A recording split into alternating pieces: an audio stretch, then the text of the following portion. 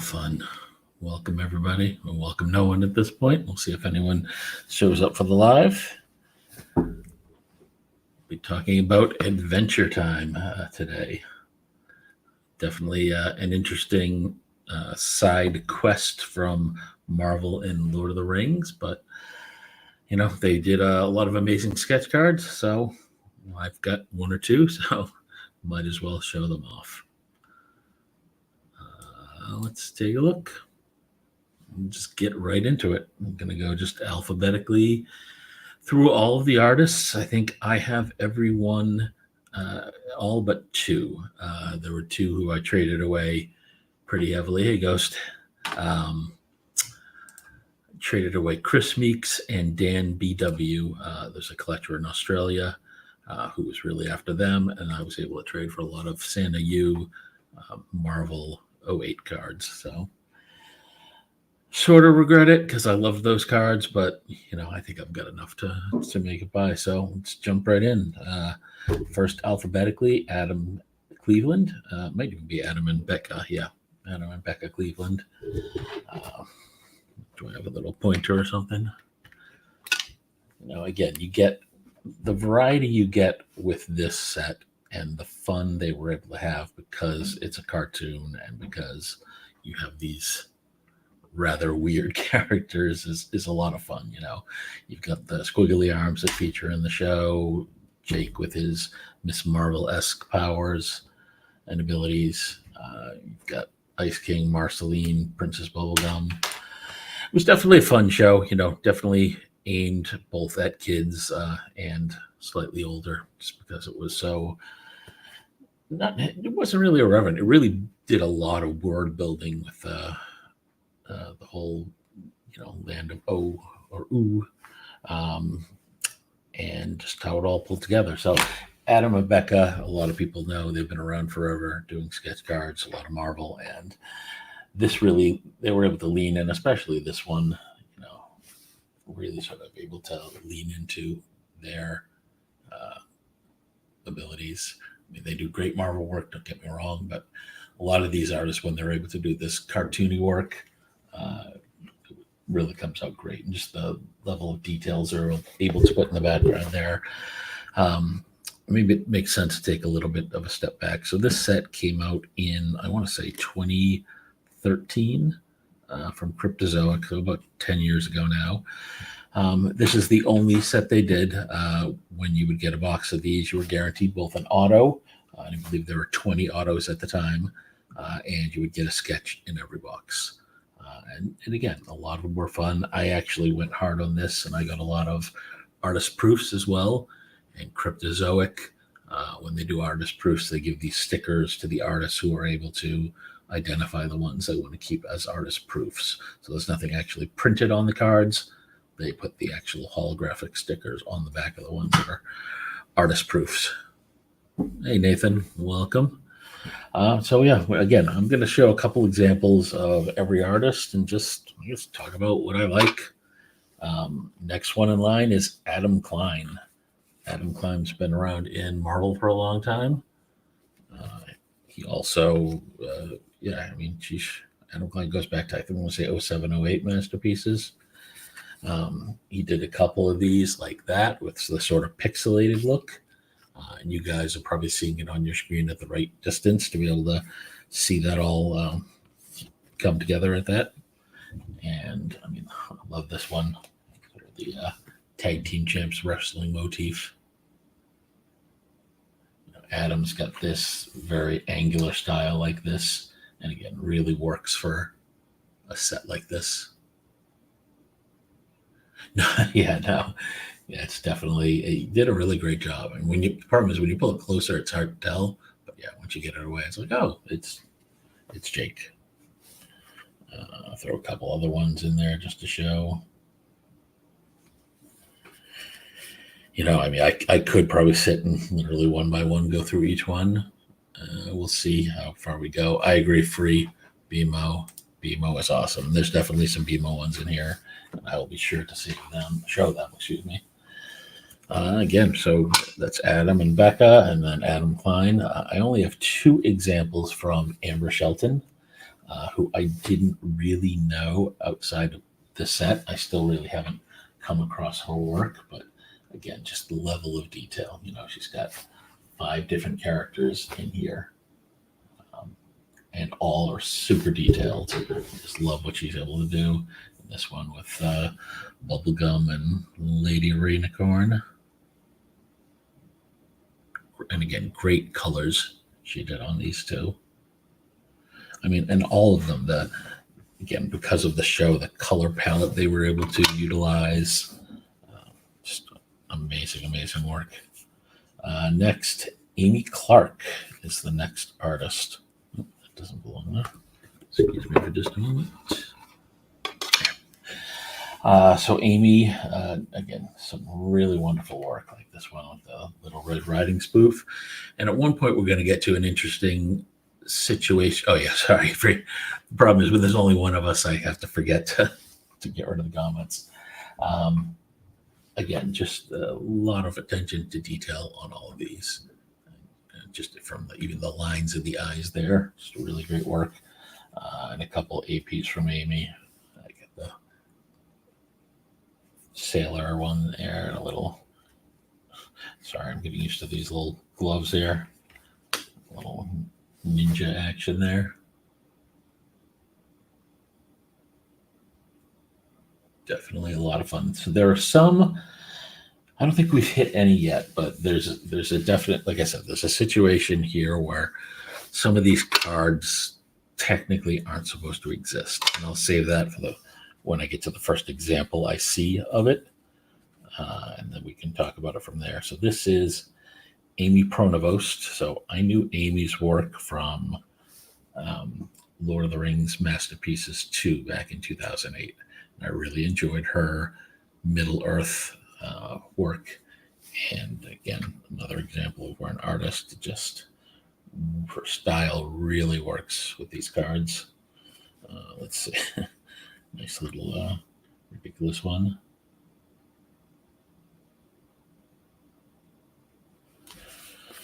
And again, they were able to do, in some cases, they were able to do spoofs on popular culture like this. And again, not trying to get too far ahead here. Sorry, just looking at some comments here. Don't mind me. Might have someone able to come on. We'll see how that goes. Okay. Again, from, I think Amy, I don't know if Amy's Canadian, but the sort of, what do you call that? I forget the name for that sport. Someone will put it in comments and tell me what that is. Hey, marvelously sketched. Welcome. It's got the broom. It's curling. No, something like that. Oh, it is curling, I think. Yes. All right. A fox there. And then she did some really fun ones.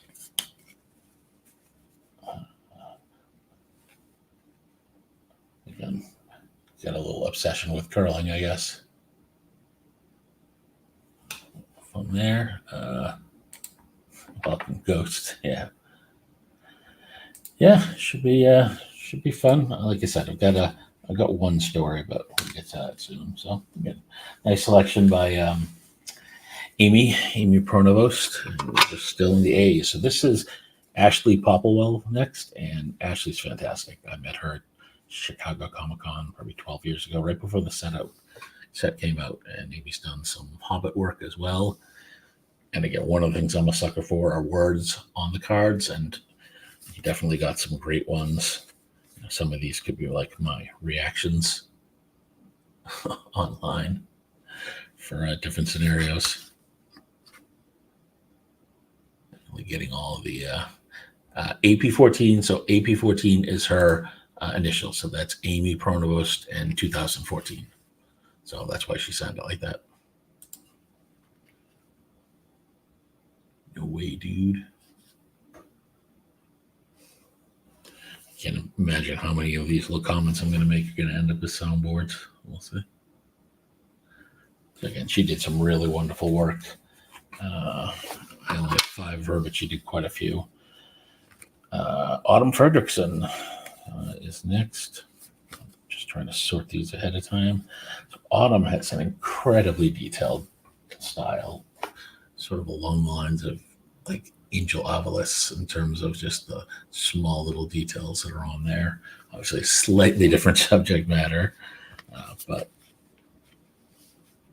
just really straightforward portraits that really capture everything about the character. This one's cool. Me. Barbarian action there. And this is probably my favorite by her, not an AP either, just the Finn and Fiona using the different lines to bridge between the two of them. Did a really good job. Usually you only see it like a single line down the middle. Obviously she did it with several different blocks there. Really came out great. And yeah, that's me when I'm feeling pretty.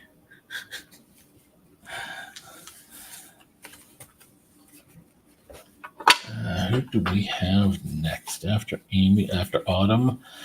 So we're jumping to Babisu Cordis. It's either Cordis or Corti. You would think I would know it by now. But Babisu has done a lot of Marvel work. Very popular. He's also done a ton with Kokinakis on his iconic literature set. Just a wonderful, wonderful style. Especially when he does his action shots in Marvel as well. Just very dynamic. Not just straight up portraits, a lot of action scenes, or even like this, just again, just it captures a scene rather than as just a straight portrait. Yeah, and for you nailed it. Just the level of creativity is just huge. But we are coming up on one where I can finally talk about the interesting situation with Cryptozoic. So that was Autumn Fredrickson. So next is Benjamin Glendenning, who I absolutely adore Benjamin's Marvel work. And this is where my love for Benjamin came in. So let me find one of the so this is an AP I was able to get from Benjamin, sort of an Attack of the 50-Foot Woman vibe there. And then nice pack pulled Marceline, excuse me. But then there were some that were like this, just a little more, like I say, adult, but just a little more, let's just use the word provocative and leave it at that. Sort of renditions of the characters. So what's interesting about these three right here that are on top, and a couple more I have, let's just get one more in here, is that if you were to believe the emails that went out at the time, so these were rejected, and per Cryptozoic's rules and per the emails, these cards were destroyed. So as you can notice there, they're looking pretty good for destroyed cards, right? And maybe I was able to tape them all back together really well. No, not really. So when most card companies say when the cards are rejected, they're to be destroyed. But we found out over and over throughout the years that that's just not what happens. And that was the case here. The art director at the time simply kept these and brought them home and enjoyed them, which, I mean, if you think about it in the big picture, isn't horrible, right? It'd be a shame for the artist's work to, literally end up in a shredder, but the artists weren't paid for these. And where this sort of came to a head is, unfortunately, the art director passed away, and his family found the cards and wanted to sell them. So I was fortunate enough that I knew a dealer who was in good with some people at Cryptozoic, and he was offered all of these, and he offered them to me. And, again, similar to my thoughts earlier, I sort of had two options, right? I know these shouldn't exist. So the question is, well, do I buy them? Well, what's the alternative? Someone else is going to buy them. I don't know. Does that make me a bad collector? Maybe. But I'm telling people the story about this. So there's no question that, you know, these cards, the artists were never paid. These cards really shouldn't exist, yet they do. So I'm thinking of this, and especially an episode like this, more as an archival exercise. Look at what these artists were able to produce. You're going to see a lot that fall into this category because I bought close to 500 in one batch, essentially doubling my collection. Yeah, so it is unfortunate, but the art director was well known in the hobby. He was a collector first before he was able to get that job. So, I mean, in his shoes, it would crush my soul to try to put these into a shredder. So, I certainly can't fault him. But obviously, when the situation changed, you know, the cat was out of the bag. So, there you go. Bill McKay is next artist on the list. I don't think any of these. Oh, no one is an AP. So Fiona and Cake there. Little Princess Bubblegum. This one is an AP. Bug Rock Jake. And Jake and Cake. Again, just really clean style on a lot of these. And it's just something that, because I'm not an artist, so I don't know. I would assume that the cartoony style is, I want to be careful here. I don't want to say easier, because there are some fantastic artists that only do that style, like Jay Foskett, who's in here. So I don't want to downplay the work that goes into these. So I don't know what the right word I'm trying to say is. But they're able to certainly do a lot of cleaner work, and really, you don't have to do as much of a likeness, right? The characters, it is what it is. It's drawn on the screen. It's always drawn the same way. So maybe that makes it a little easier. These three are another one with an interesting story. So these three are by an artist named Billy Martin. And Billy is a wonderful artist. I've got some of his work from this set, obviously, right here. And he's done some Marvel work as well. But he is mainly known as he's the lead guitarist for a band called Good Charlotte, who's had a couple of hits. And I always think it's interesting when you find these artists who are artists across a spectrum and sort of multi-talented. I can't do any of those things, so it's always sort of impressive to me. Please hold for a second. All right, don't mind me for a second. Message from the kids.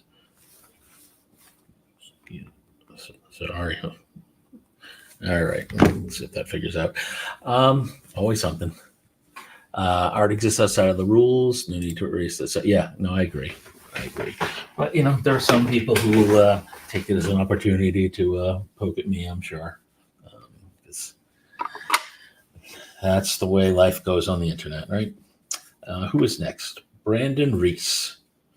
Again, so this is one that was rejected. Now, with the Ben Glendenning ones, it was more that, I'm just going to use that word, provocative. We'll leave it at that. So this one, because of the Lego copyright, I believe, and you'll see a lot of these where when it's something that's not directly related to the show, like that one was fine, or this one, it's a public, not public domain, but it's such a classic old style cartoon, not cartoon, poster for that whole movement. That's not so bad. Even like this spoof with Duke of Nuts was fine. I believe this one was okay too, because it was far enough away, Saturday Night Shiver as opposed to Saturday Night Fever.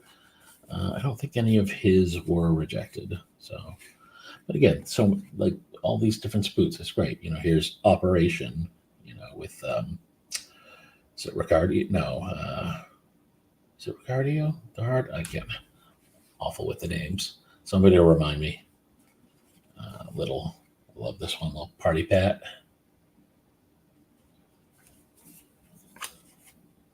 And again, just so many different opportunities to just stretch your creative bounds.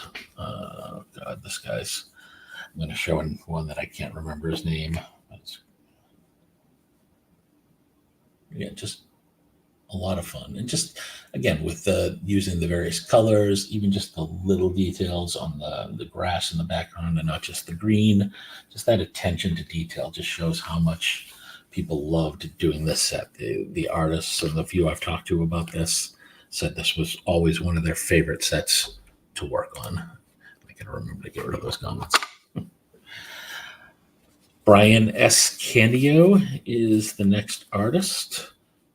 I saw, trying to remember where I've seen Brian's art. I think in the original Cryptozoic Hobbit sets, a lot of these artists tended to work just for crypto. So you're going to see a lot that only came in the different crypto sets, like I said, like Hobbit, like the DC ones they had. Sort of stuck with that that one company. I don't think they were required to be exclusive, but that's just how some of these ended up. And again, some of them, like Brian, very cool and distinct style with these cards. Again, very nice. I'm going to run out of superlatives to use. I was hoping we might find someone to join me just to make it not a monologue, but I will do the best I can. Brian DeGuire is next. So there, Brian did a couple subsets, which was nice. He did this whole stained glass subset, which was just very cool to see. Managed to get quite a few of them, including, hey, finally, we got a BMO finally. And then just some other ones in there. What else we got? Oh, there we go.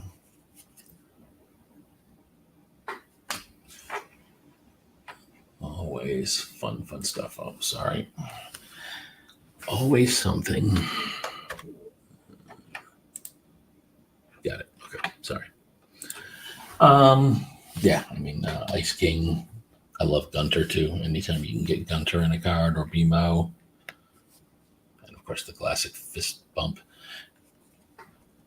Yeah, the stained glass was awesome. Again, just so much creativity that you can do with a set like this that you can't do for a traditional Marvel set. And I think that's really, I think that appealed to me even more than the show itself. But it definitely, helped that it was a really good show and sort of rekindled my passion for it.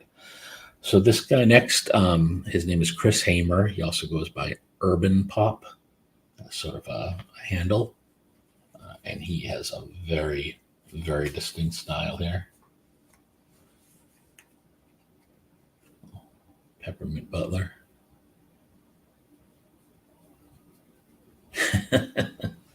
Which one is it indeed? I'm pretty sure it's Gunter, but oh wait, no, you're right. Oh god, yeah.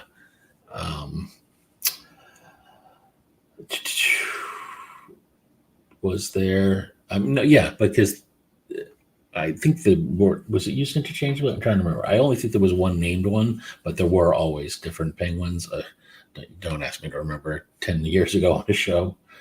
Just certainly I'll fail miserably. I'm just going to focus on the sketches. Very nice. Jake action there. Again, Hamer's done quite a lot of sets. No Marvel though, but his work is very, very cool. I think I've already started putting the cards back incorrectly. I'll have to deal with that. All right, after him we have who? We are up to the D's. So I never bothered to look at his first name, but this artist name is D. Douglas, and his style is very sort of realistic, very creepy looking Ice King there. Rainicorn looking more like an actual horse, less cartoony. I've only got 3, but I like this sort of Run DMC-esque. Oh, sorry, I gotta. It's the problem with trying to talk over here to this mic. Sorry. So D. Douglas, very, very nice work there. Yeah, no, I watched with some of my kids as well. Although they never stayed for the whole thing, they would have, even at that age, I think they were just more putting up with me. Yeah, free. D. Douglas is absolutely did some great work. So Danielle, at this point, was Gransel. I think at one point it was Danielle Soledad. I'm not sure which one was her maiden and or married name, but Danielle is a wonderful artist and has done, I must have 40 or 50 of her Marvel cards as well. Just this very cutesy, it's not chibi. It's sort of halfway between, traditional sort of American animation cartoon and the chibi style. And really, really good stuff. And again, so many of these, just the lines are so clean. And again, who doesn't like bacon? Come on.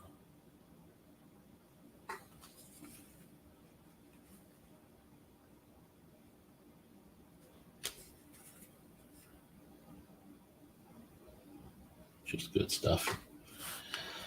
And the whole gender bend thing they do, that was super cool. And for a cartoon, 10 years ago, a little sort of ahead of its time on some of those issues. So another reason why it was such a great show. That and, Make a Bacon Pancake song. That alone makes it a great song. Denver Brubaker. Denver has done a lot of Marvel work as well. And if you've seen it before, you'll recognize his style. It's immediately recognizable. Just super wonderful. Yeah, boxes of these. So, I mean, as you'll figure out, I've definitely grabbed a few in my day. And there was a while where they were super hard to find also because you could get, oh God, why am I not going to remember his name? Justin Rowland autographs in it. He signed as Lemon Grab. This was obviously back before his issues. But at the time, he did a lot of inscription ones too. And those were going for $400 or $500 back in the day. So that helped drive the cost of the boxes up, which was tough when I was mainly just going for the sketches. But there were definitely some great voice actors on the show too. Comedian Maria Bamford was on there. And all the voice actors were just phenomenal. Unacceptable, indeed.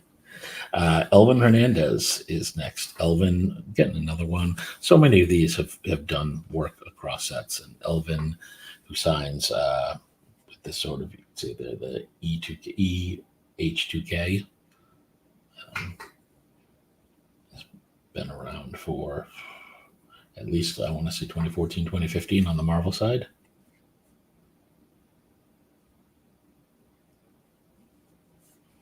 I feel like I need, you know what I'm going to do? Hang on.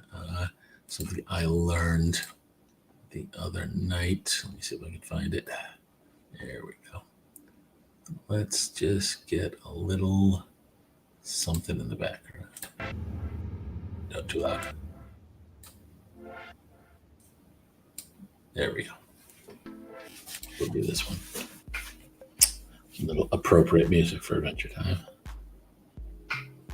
Limited selection on StreamYard, so forgive me.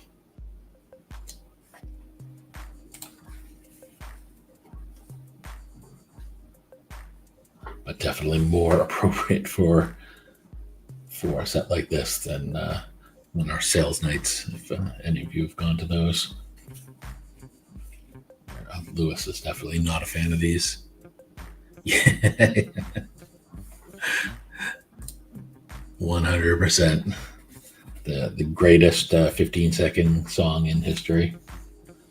So Elvin, great stuff. Actually, this was one of the ones that for some reason was rejected, which is weird to me because Frankenstein, I'm pretty sure, is public domain, but maybe at the time they didn't want to take the risk. Emily Rigsby. I did not know who Emily Rigsby was before this, but then I subsequently discovered I don't know how Doug is related to her, if it's father, husband, sibling, not sure. But they have been around, both of them, for a while. Doug has done a lot of independent sets, and just the level of detail on some of Emily's cards. Just look at that. This one was an AP, as you might imagine. And again, so much work on the background.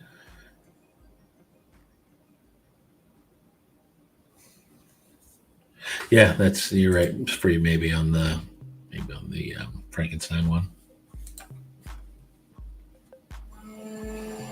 And there it is. Wouldn't be one of my streams without the old water pump going off. Kind of like this one, showing the Ice King for the perv that he is.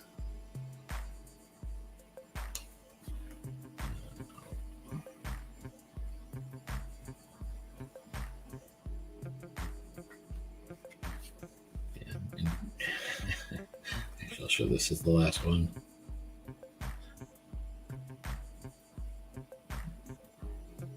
Jake art study. And just even like take a look at the little paintings, the little pictures in the background. You know? And you barely see it, but Finn is off to the side above Jake's head painting as well. Sort of funny. It's little stuff you don't see on the first time. I think the fox is right there. I'll show one more since it's here. Yeah, I mean, these are just fun. I mean, it's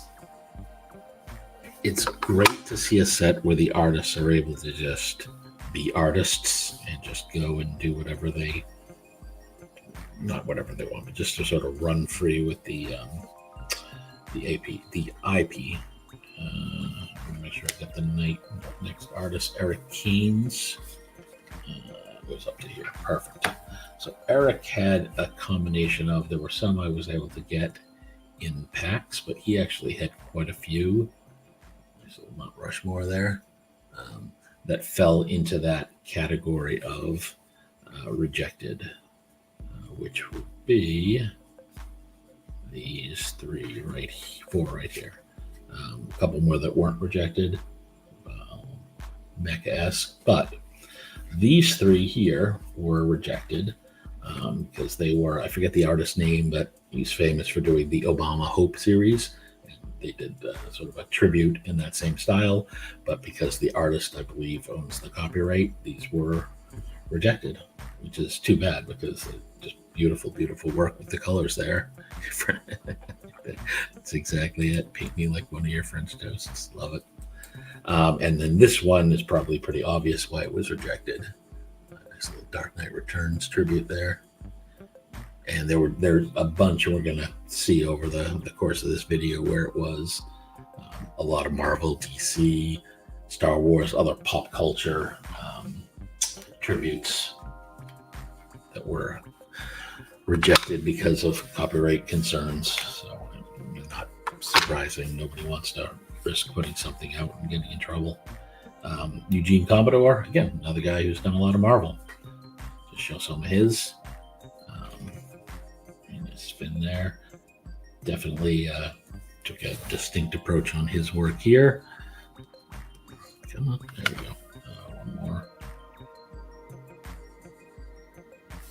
All right, let's go right to Fair Galicia. Fair, again, I knew I got a lot of work done by Fair on The Hobbit. He did some really great work there, but his work here on Adventure Time, also fantastic. A little bloody BMO. This one actually, no, this one was rejected, and not surprising. I mean, looks like he just murdered somebody with all the blood there, as opposed to this much more fun BMO. Before and after there. Oh my glob.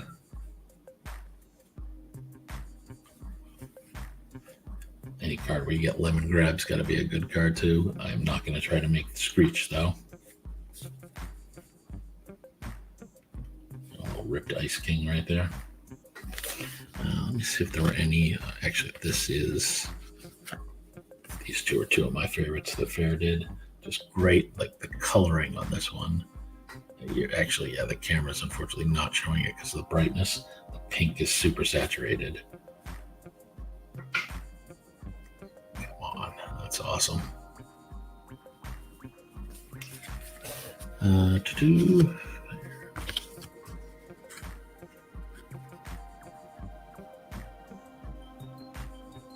And this one's probably my favorite Gunter. Sad Gunter.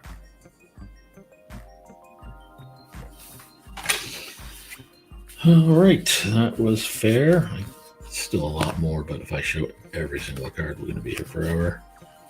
So, and there are some, like I think the my hack ones are gonna I'll get to it when I get to it. I'll remember his name and then. Yeah, so this is Gabby Umenteravora. So let's just call her Gabby U. This is again one of my absolute favorites. Suspicious BMO and Finn peeking over the back. Yeah, I mean the problem with that free is that if they do release it, then yeah, the card, I'm sure they could get sued is the problem, right? Because if it's on their stock with their copyright on it, that could cause all sorts of problems. Those two right there. Yeah, some fun ones. Gabby did some great work on this set. I will look for some of the better examples I can find. Let's see.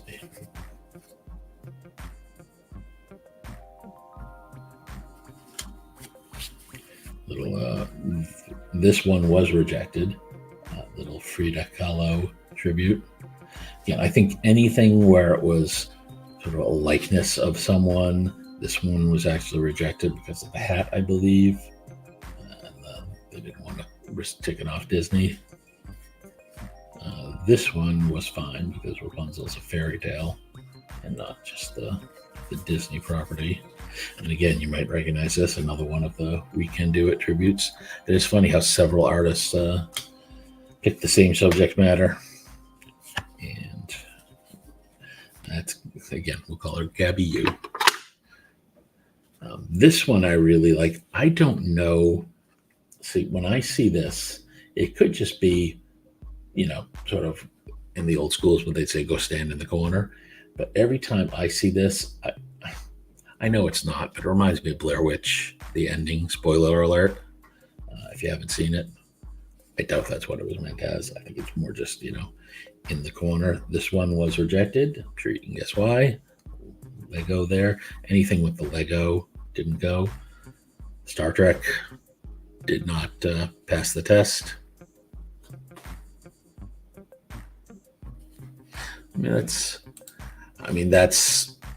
That's a question for the lawyers, and because of that, the easier path being just don't do that is probably why.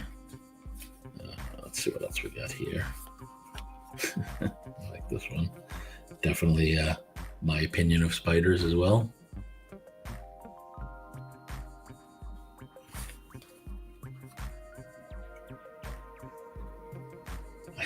Again, I don't want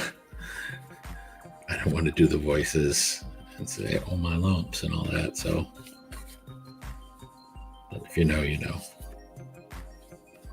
And then one of my favorites by, I didn't even say, I just crossed over to a different artist. I'm sorry. So that was Gary Shipman. Gotta remember to have the breaks in the artist.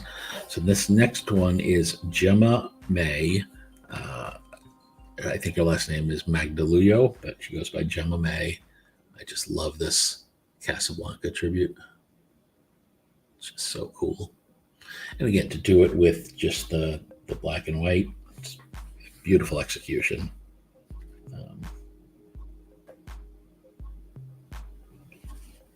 Some tributes to famous art pieces. This one was rejected because of that. I forget what the name of that piece is. Got a couple Star Trek ones from Gemma as well that were rejected. We'll Spock, and then the character. I don't know who this would have been, because at the time, I'm trying to remember what sets were out or what shows were out. So let's see, how many Gemmas? I have a lot of Gemma. What are these, all Gemma? Wow. So Gemma did have a lot that were rejected. I'm still going. Okay. Don't mind me. Just, wow. As you can see on camera, probably another 30. So I'm going to try to flip through for some of the rejected ones, and you'll obviously see why. A little Homer tribute there. Yeah, Armando. It was a TV show. What, 4 or 5 seasons? Featured Jake the dog. Well, that's Cake. But Jake the dog, Finn the human. It was definitely not really aimed at. I mean, it was, but it wasn't. A little Dexter's Lab reference there. I'm trying to remember. I think it was Cartoon Network. But yeah, I had seen it before this set, but this set definitely got me to go back and rewatch the whole thing. Have that bigger appreciation. Some Sailor Moon ones that were rejected. This one I think made it through. A little Hitchcock. Test my knowledge on some of these to see if I get all the references. Nice little Batman and Robin.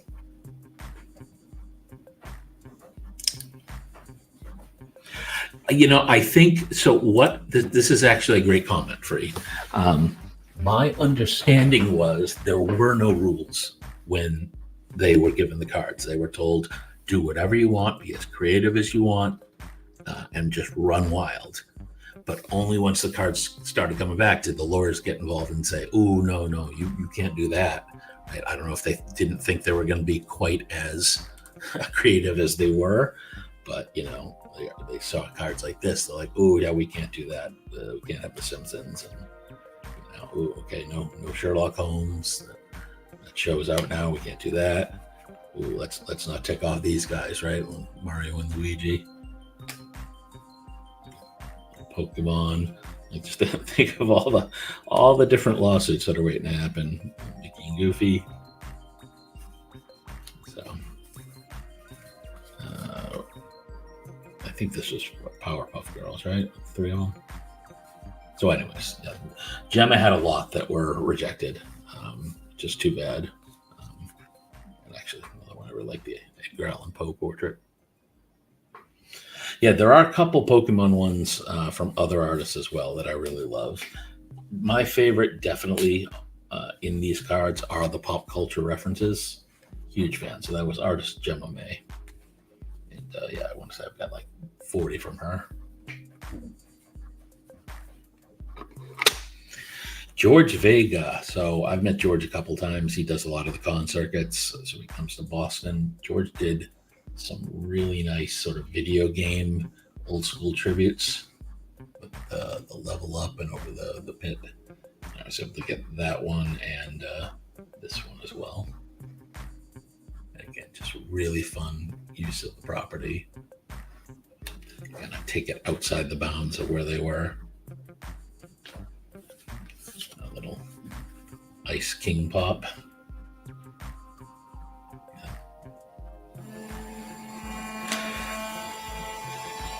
Yeah, I mean, you would, if it was on the same network, I suppose it would probably be okay. But even then, my understanding is, IPs, even at the same company, they got to jump through all sorts of hoops to get them. And then George also did a nice sort of Revolutionary War, sort of little George Washington there. I'm not sure. I'm guessing that's supposed to be Churchill. Napoleon, with the flags behind him. Really cool stuff. I'm guessing Napoleon, if somebody tells me I'm wrong, but I think the hand in the shirt's a little big giveaway there. Yeah, George does a lot of Marvel stuff. George is still actively doing sketch cards. I've done many commissions with him. I would definitely recommend reaching out to George and seeing what he's all about. Great guy. All right, so to make it easier, I put them all in these cases because I need to rescan them because it turns out all my original scans are in low quality. So all my binders have been emptied. So give me a second as I get the next batch ready. I hope the camera will show some of these next ones. There are a couple coming up that are super vibrant. Next artist, Gerald De Dios. Kind of classic horror Dracula vibe there. Shooting out of the cannon. I don't think any of Gerald's were rejected. Steampunk Jake. Try to keep him in the camera here. Steampunk quad action there. What else we got here? A couple more from that whole subset, black and white horror villains. Let's see, Gerald. American Gothic.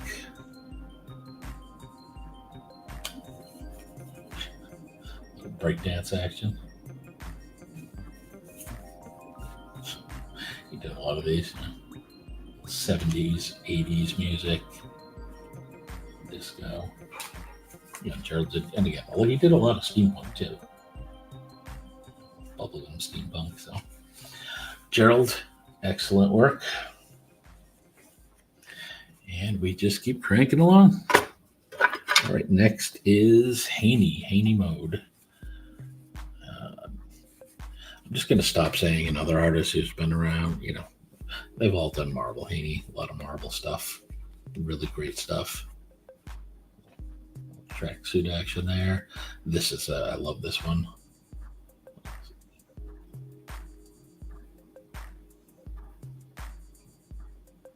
Miyazaki reference is a-okay with me. And this is one. It's not a deep cut, but I love that it's the references the picture from the show where he was Simon and not the Ice King, and just that whole story. Like, there's so much of the show, if you really look at it, some of it's just absolutely tragic. Some of the stuff. That's an awesome one. And that wasn't an AP. This is one of the best ones. Again, just sort of look at all the detailed work around the edges, the sort of gilding. I don't know what the right word is for the stuff around the edge, but Haney just doing some wonderful stuff, and then just some straight up cartoony, having fun there.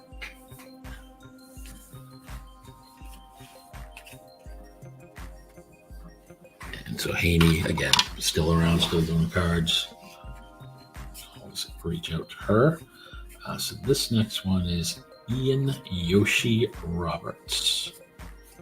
Goes up to, there we go.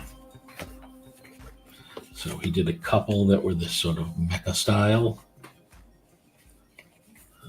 He did, no, is that the only mecha? All right, I lied. One mecha, one sort of ancient knights, one pirate theme. And then just some straight up, sort of just fun, different versions of Finn, Marceline. Definitely an interesting version of the Ice King there. Yeah, I mean, yeah, like you said, if you really, some of these stories, and just even the whole world, and just that it's this whole post-apocalyptic version of the world. Were there inserts, and did you keep any of them? So there were some different inserts as cards. There were, did I not bring it? I did not. It's in the other room. Pause for 20 seconds while I go grab something. I know exactly where it is.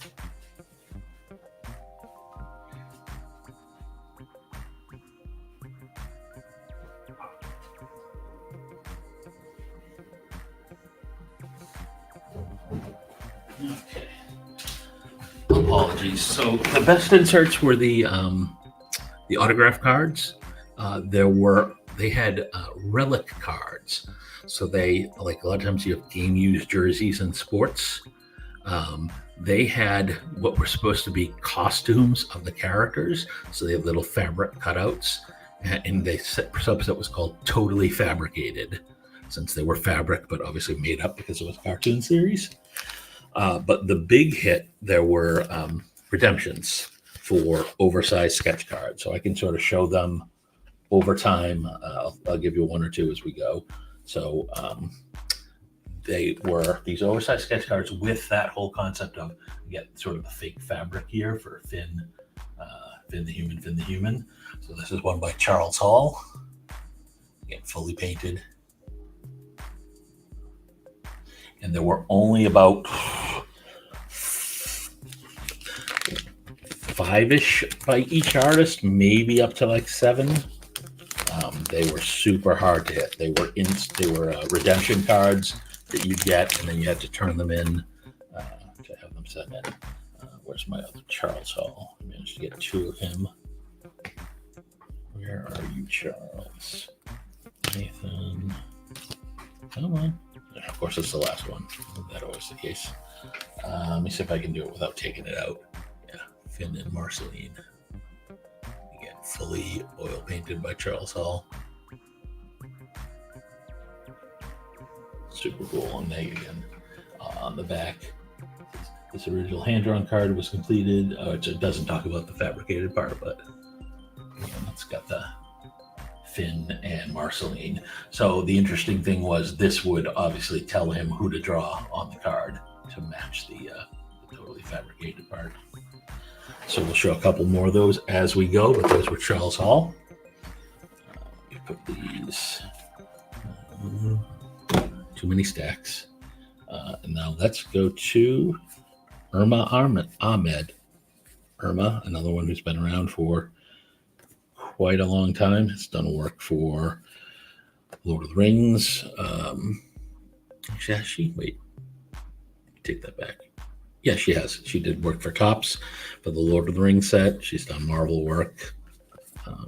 This is one of my favorites by her. Nice little, and it is an AP, little group shot. Very cool style. Again, this set's not for everybody, but in terms of the art and the creativity, I think this was one of the best sets to come out in a long time,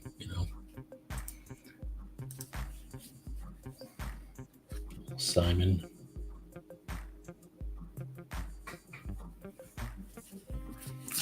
What's we got? There we go. Little cinnamon bun. Yeah, no, Black Rose, I agree. Irma's Star Wars work is fantastic. I mean, all of her work's fantastic, but it's nice to when you see an artist who goes sort of across a lot of properties and you can kind of follow them through those. Irma there. All right, this next artist, if you're in the Hobby Hangout group, I had posted some of these earlier. This is an artist named Jamwah, JAM-WAH. And one of the things he did a whole subset of cards based on albums.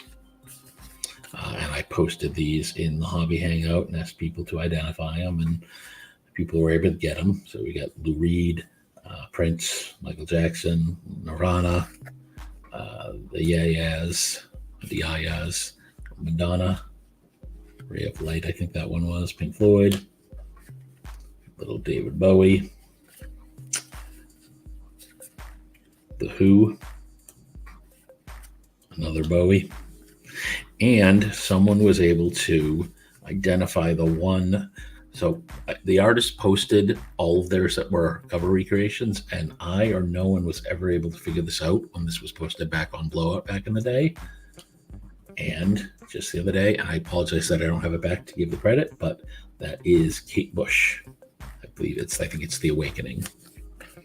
Again, really cool stuff there. This is based off a famous art piece. I can't remember what. I swear this is based off something. I don't know, but it is one of my favorites. It's the really cute sort of puppet show take. Who is my favorite character from the show? Honestly, lumpy. I actually got my wife to watch it, and we do lumpy quotes all the time. Again, I'm not going to do it because I know there are people out there who will put it into sound clips, and yeah, I am not a voice actor.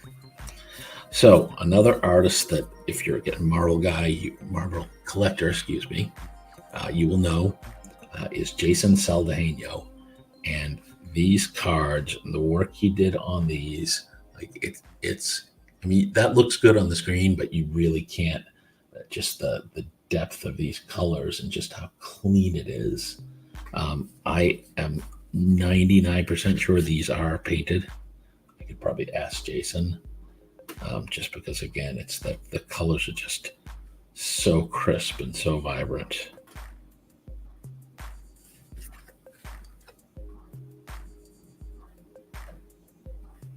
I can't really show them all, so I'll try to come up with some of my favorites here. Mummy action. I guess I do have quite a few from him, don't I? Two right there. Yeah.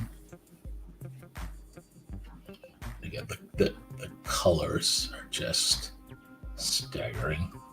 And this is probably my favorite, though, by Jason.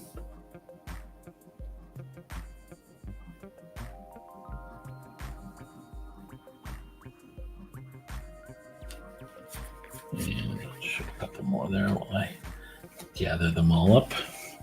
And again, I got plenty more by Jason, but in the interest of time, what were the costs? At the time, you could get an average for there was a stretch where you could get them for like $40, but it all depended.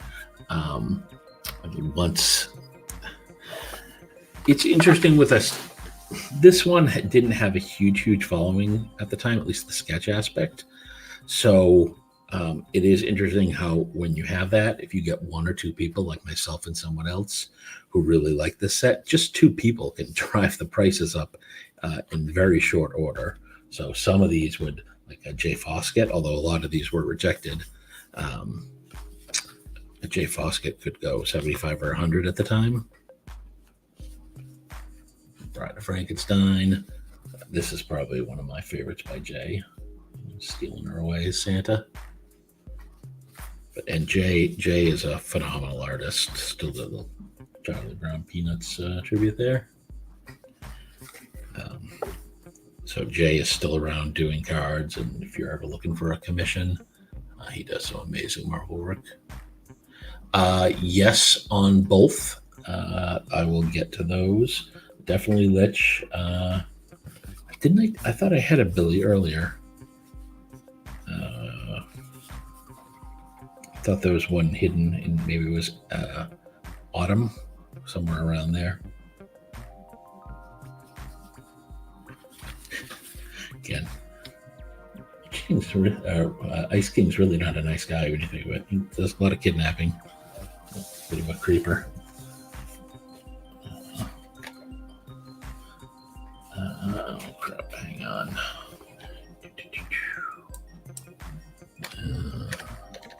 Sorry, people want to send me money. Can't say no to that. So yeah, that was Jay Foskett, right? So Jason Kretzer is the next artist. Make sure I stop at the right point. There we go. Yeah, wonderful. I might as well not say wonderful because I'm not going to come on any here that I'm not going to say are wonderful. It's sort of a given. Really like that one. The noir detective there.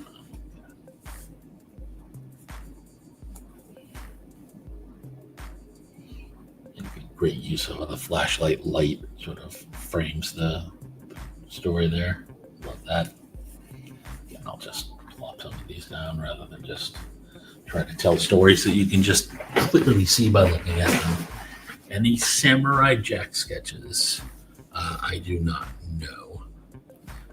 So yes, definitely sketches of Lich King and Billy. I had a Billy earlier, so I think if you go back, you will see one. But there's definitely at least, like, it's got to be at least one more. Like, I find it hard to believe the answer is no to that.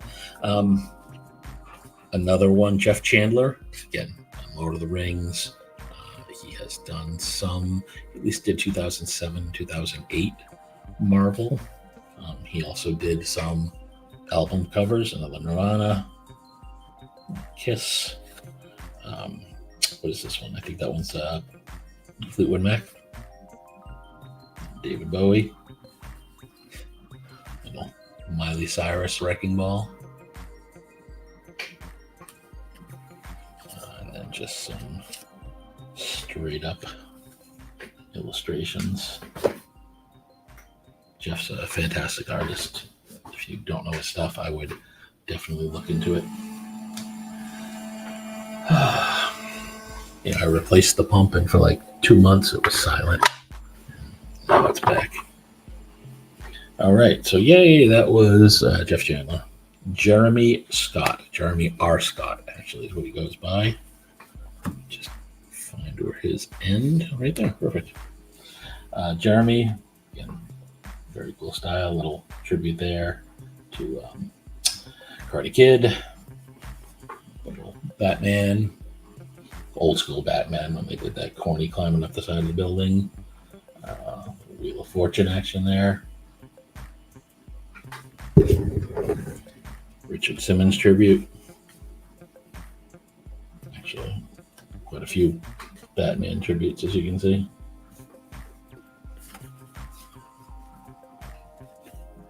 Zombie action. Just want to go through and make sure I don't skip any Billy or Lich King, because since they were requested.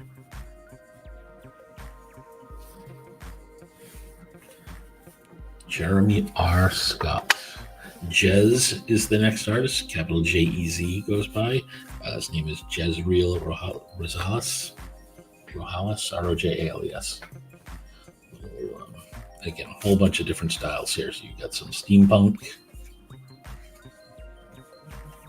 and mecha there. Some action stuff here. There's always the problem with lives. Someone always needs something in the house.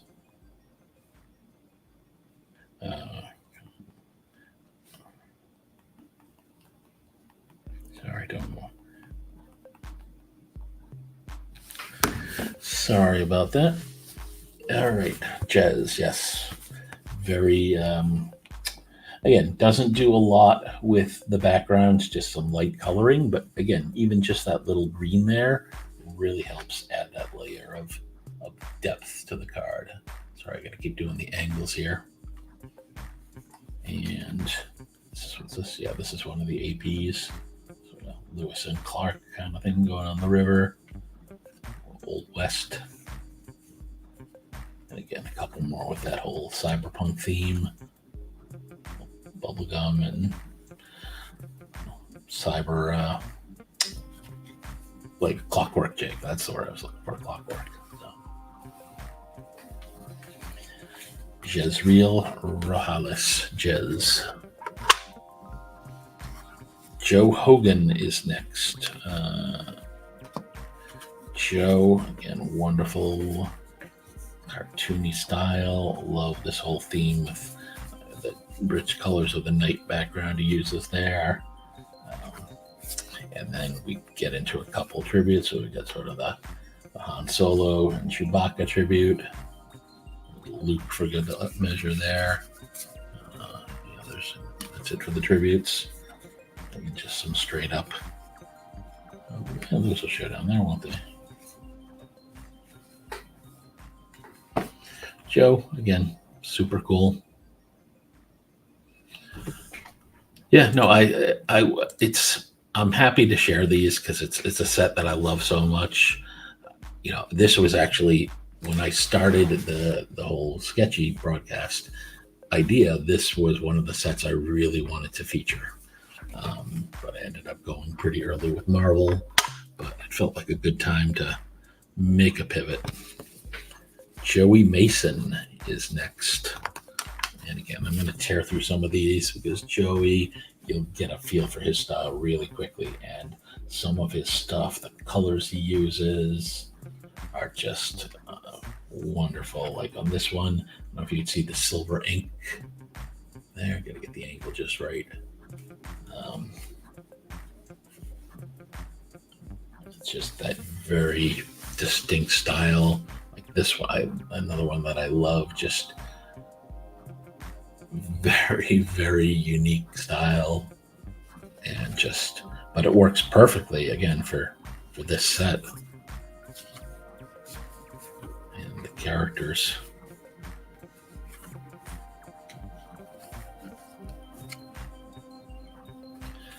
You know, sometimes it's probably better if I don't talk, just let it go. Hey, Alonzo, welcome.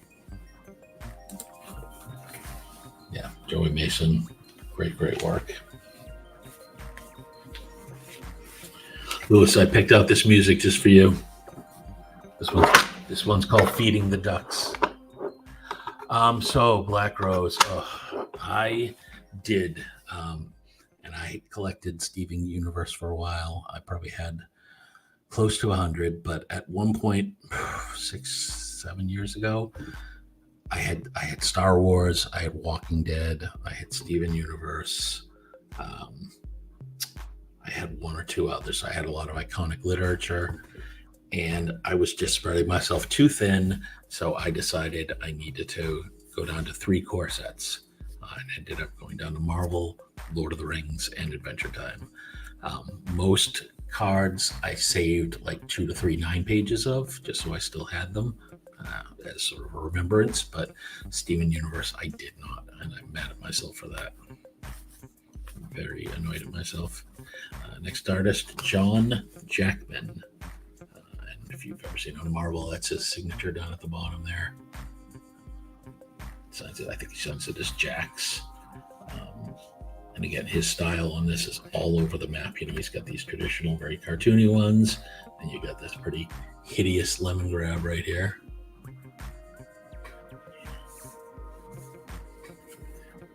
Cyberpunk, as you can tell, was rather popular with the artist.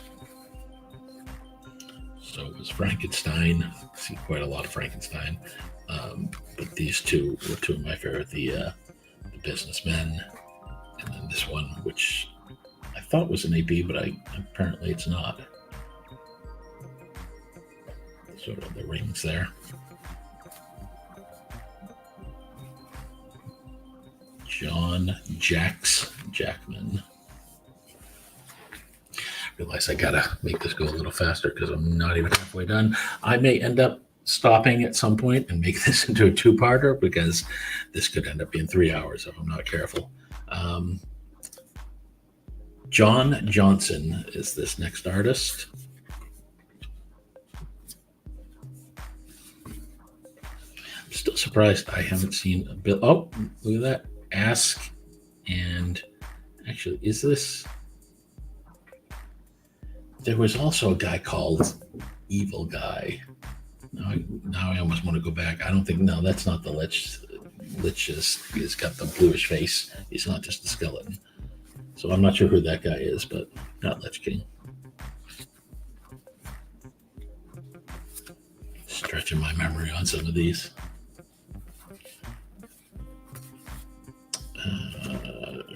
Johnson. There we go. And just a couple more real quick. John Johnson, everybody. John Johnson. Is it just plain old death? Yeah, that's easy enough to guess. And there we go. If you look at talk show host, John Johnson, everyone. Let's hear it from him. Jean Montserrat is the next artist. And again, you will see his very distinct style. Once you see 3 or 4, you're like, oh, I get it. I get what this guy's all about. But that's all I have is 4. So, there you go. John Montserrat, everybody. John Ottinger is the next one. John had some. That's a very reminiscent of what is that guy from the '60s? He always drew the rat. It's going to drive me crazy. But he also did this subset of characters on these sort of flying almost little asteroids, and then he did some wind-up characters, some different cards. Yeah, nice mix of stuff. Yeah, no, John's outlines came really good. Oh my god, he did a very good job on them. All right, so this next guy I really like, and so many of his cards were rejected. It's an absolute shame, but enough made it in that I think people were able to get a feel for him. So his name is John Suckup, and the stuff he did with color in this set and the creativity was just absolutely absurd. And just again, just this level of detail he put into some of these. But like I said, he did have a bunch. I'll try to cut through some of these that were rejected. And again, look at he's got glitter and silver ink on the steampunk bubblegum. But then he did a lot that were tributes to just a couple more of his non-rejected ones, just so everybody can see.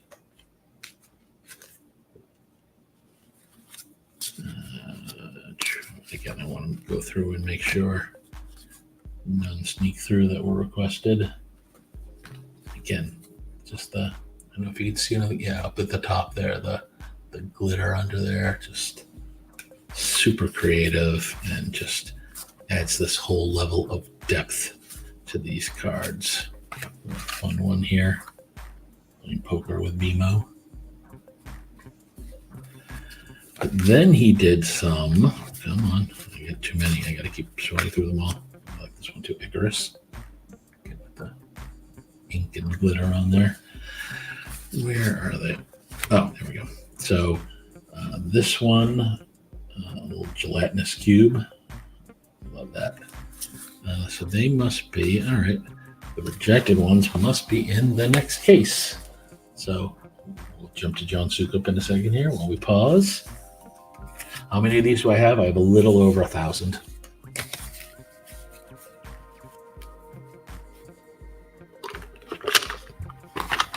So a few. A few. If you're going to obsess, you might as well obsess all the way, you know? Why not? Yeah, I mean, absolutely marvelously. There's so many, the references they did in this set were fantastic, and it's a shame that so many of them, like I said, were rejected. Or the Suckup Indians right here. Okay. Let me try to find some of the better ones. So he did a lot of movie references. So you've got The Shining. You've got, come on, Indiana Jones and the Temple of Doom. You've got first Indiana Jones. Which one is this? Freddy. Yep. I don't know which one it's from, but obviously Freddy Krueger.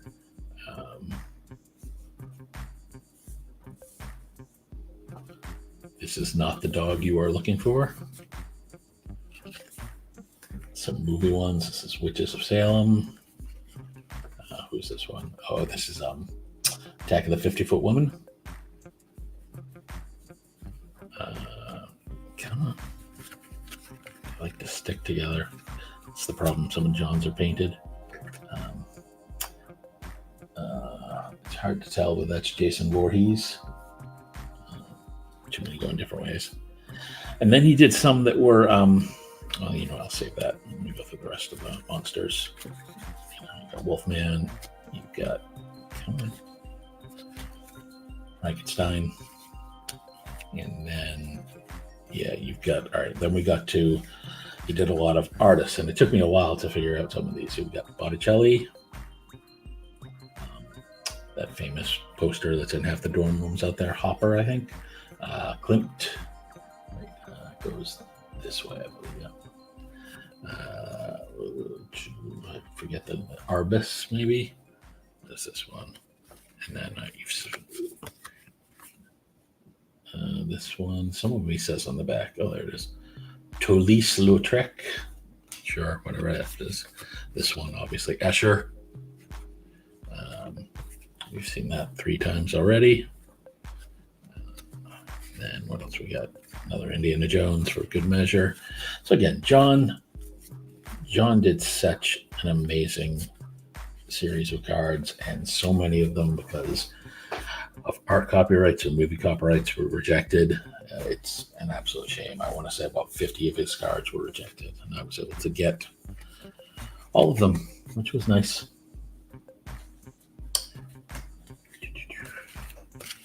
All right, I'm going to keep tearing through, but try to go a little faster. We've got Josh Wysocki, again, another artist who does wonderful work with color. That BMO is great. Marceline Seleniacs, LSP, and what might be one of my absolute favorite cards from the set, because, come on, make it big pancakes. Again, just the colors. Another fun one. Gunter tattooing Ice King's cheeks. Come on. Come on. How do you not like that? And that's it for Josh.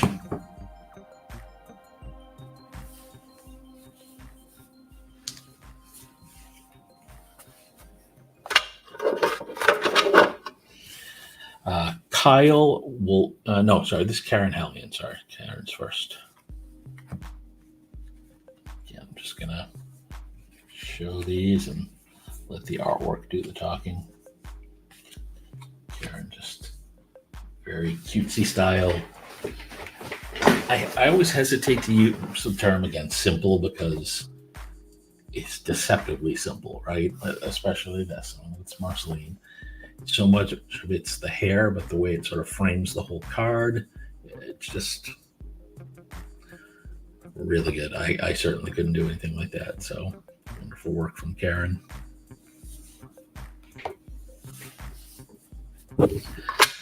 Katie Cook.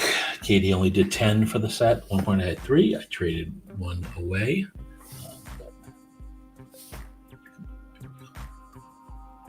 Ghost Princess. She did all the sort of obscure different princesses. So thrilled to have those. Next is Kokonakis. Several of his were rejected too, which was an absolute shame. These 2 were APs, right? This was actually one of the first APs I got from Kokonakis, and I've gotten quite a few more since.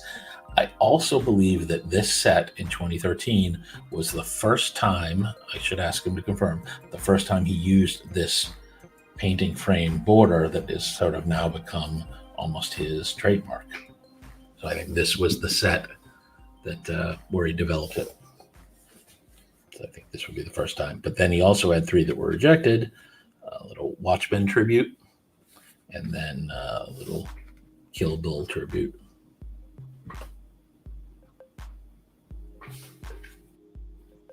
Very nice stuff by Kokonakis. We got a whole bunch next by Kristen Allen. Let me sort all those.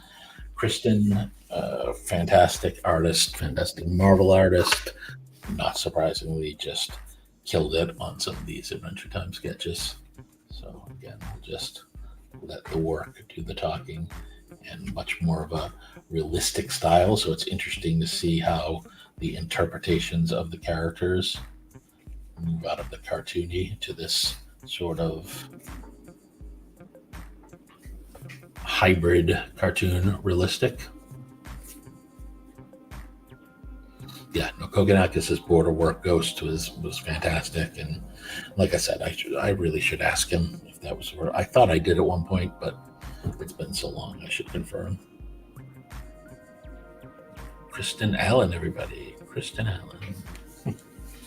I have close to 100 of her sketches for Marvel too. Absolutely love her work. Who is this?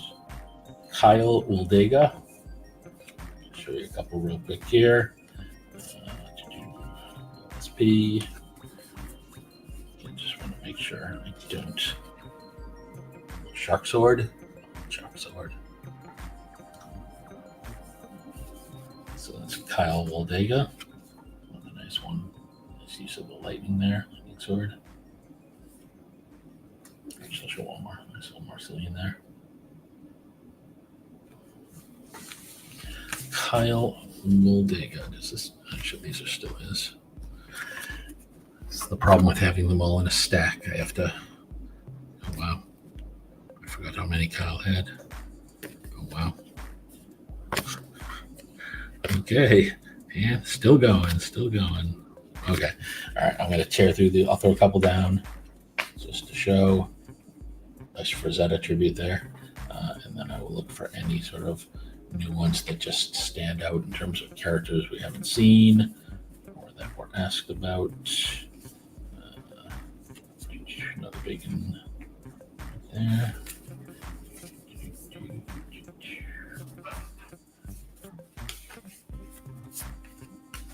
Lump's parents.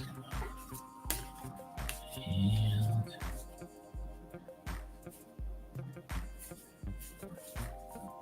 all right. Well, that is a good no one we haven't really seen before. So great sample of his work there. Leiron Desjarnet is next. Wonderful color work.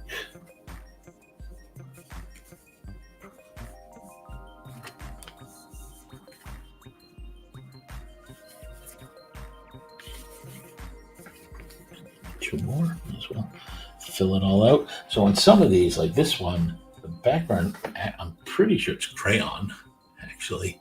It's hard to see. The light's probably too bright. So it's a whole mix of different media. These ones obviously got some marker in there, but again, great to see multimedia. You said there's a lot of silver ink earlier too. Just that ability to just have fun. Manny Medeiros is next. And he goes up to right here. Perfect. So some that are just straight up, cool cards. All the different princesses there. Old Jaws tribute. These in the camera.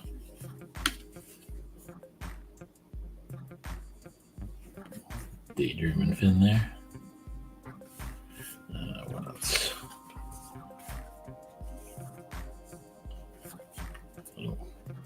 Pulp Fiction action.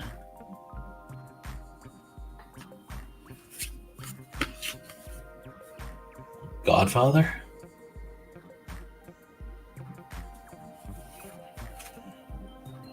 Not sure if that's supposed to be anyone in particular other than just Jake with a little butt tattoo. Finn loves Jake. And just throw in a Super Finn, why not? Manny Medeiros, everybody.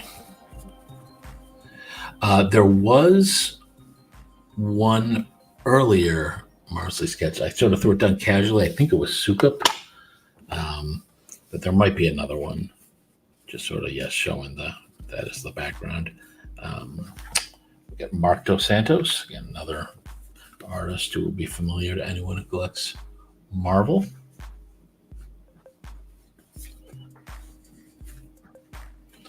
Tree Trunks.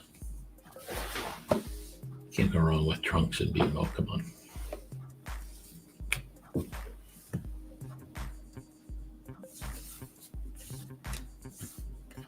Mark Finneral. I had never seen Mark stuff before, but as soon as I saw this one, I was instantly in love. He's got this very wild style. Just jumps right out at you.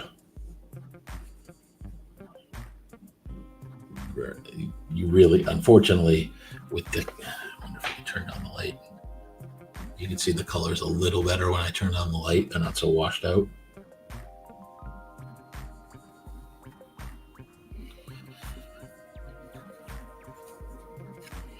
And then some that were rejected, sort of for being a little too horror. Looks like Quasimodo and Creature from Black Lagoon, Wolfman and Frankenstein. And of course, everybody's, no, that's Next Artist. There you go. And one more by Mark. Bubblegum. Yep. And again, let me see if I can get the angle right so you can sort of see. Again, his coloring is, it's unfortunate, it's too washed out with this LED light. Unfortunately. Who's this? Mark Pingator. Mark has got a lot of sketches. A lot of these were rejected, and I'm going to tear through some of them to show you guys why. So let's do it. First, a couple that, actually, I'm just going to show them all. I can't remember which were rejected and which weren't. It's hard to keep track of them all. But the clear ones are, you've got the DC ones, you got the Riddler, Two-Face, Superman. You get a little Breaking Bad reference there. Would help if I brought them down, wouldn't it? Walter White, Princess Leia, Yoda, Freddy Krueger, Mona Lisa. I mean, Mark's style is just, so look how clean these are. And again, then we'll go into the Marvel side. You got Spider-Man, Wolfman, Star Wars one with an Ewok, Zombie Jake, got Darth Vader and the Emperor. One of my favorites from the Marvel side, little Wolvie.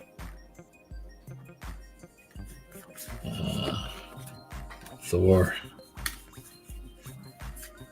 And yeah, there you go. The rest are just sort of, and of course, another American Gothic, because why not? So again, I love sort of the pop reference, pop culture crossovers, and Mark did quite a few of them. But there is one artist who did an absurd amount. We'll be getting to him shortly. I wonder if I might as well just keep going at this point, right? Why not? If it's too much for people, you know, you can always watch it later. Who is this? Mark Pingator, right? Yes. Mark Pingator. Again, another, when you see it's a very distinct style.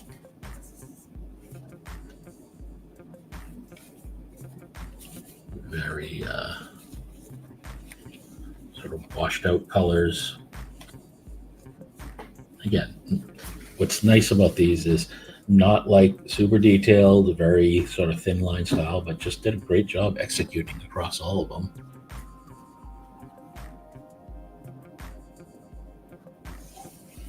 Mary Bellamy. Love Mary's work. Amazing work. Gotta hold this at an angle so the cards don't get lost. Don't mind me. Where does Mary stop? Right here. If you know Mary's work, you will not be surprised at how good some of these are.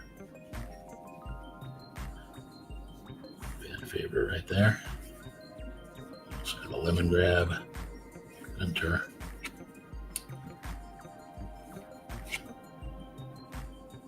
Piano and cake, and oh god, why can't I remember who that is? That's gonna drive me crazy. And we'll throw in a Marceline for bonus. Somebody remind me who this is.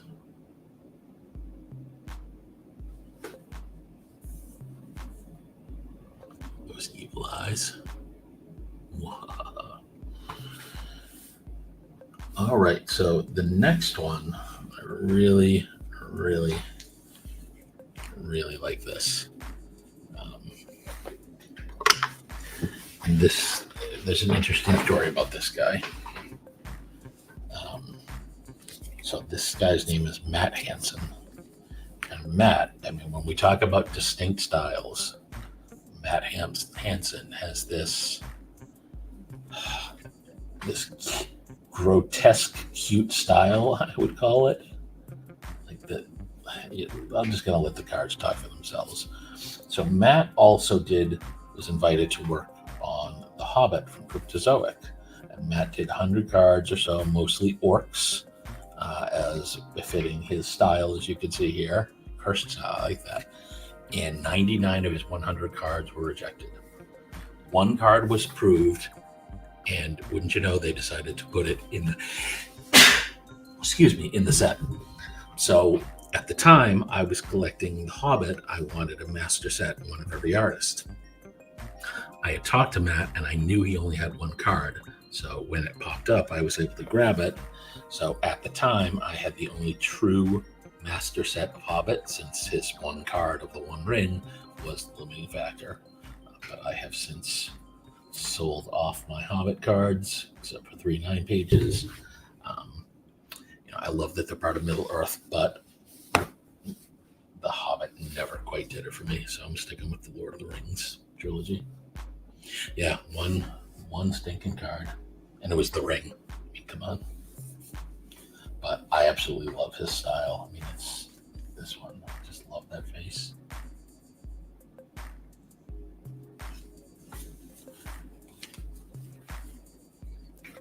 All right, who is next? Matt Hebb, right? Yep.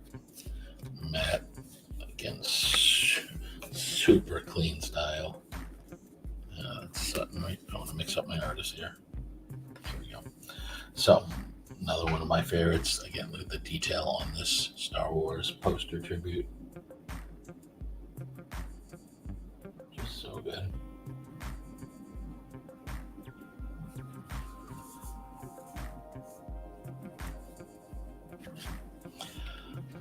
And then, sorry, don't want me people keep. And who, I think, am I getting this wrong? I think that's Billy, right? For some reason, I thought it was a little greener, but I'm 99% sure now that that's Billy.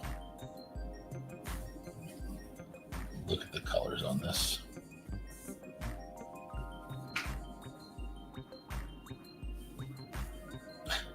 That's just so disturbing.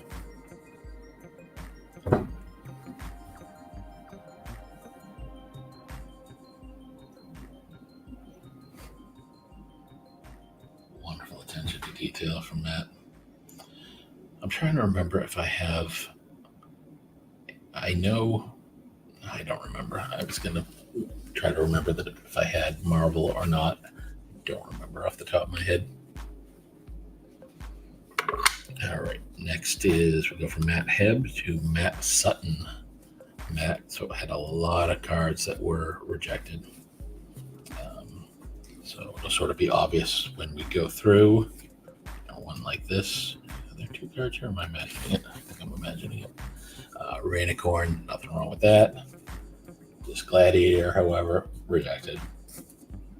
Star Wars reference, rejected. Indiana Jones, no thank you. This one I think was okay, the Rapunzel. This one actually made it, I think, was not rejected. The old copper tone. This one, however, which is one of my favorites, was rejected. Emo as Gandalf with the ring. And Mordor in the background. A little fake beard on him. Yeah, it's the pop culture reference ones are among my favorite. Not sure if that's Last Airbender or what that one's supposed to be. I know Dustin would love this one. It's a little Gambit. Come on. Yeah. Batman. That's some bubblegum you don't mess with there. Look at that. Star Wars. Learning to use the Force. Marceline with the axe.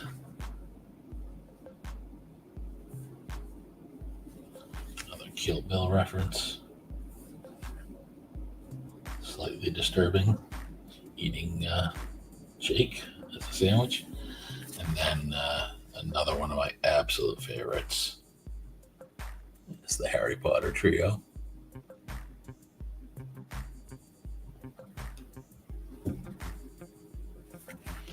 Pulp Fiction, Little Mermaid, Saturday Night Fever. Yeah, Mr. Sutton did some amazing work, and I'm so some of these, I'm so glad they were released, because it'd be a shame for the level of detail he did here to be lost to time. I think some of these artists I talked to, some didn't even keep scans. But it's frustrating too, because when they're rejected, they don't get paid. So, Jason Keith Phillips, aka Mayonnaise and Bread, he did some great work on this set. And if you know his style, these will not surprise you. I think this one might have been on the box, if I recall. So some of the box art, which is always a fun little subset to try and collect. This was one of my favorites. This was an AP, the Thundercats tribute.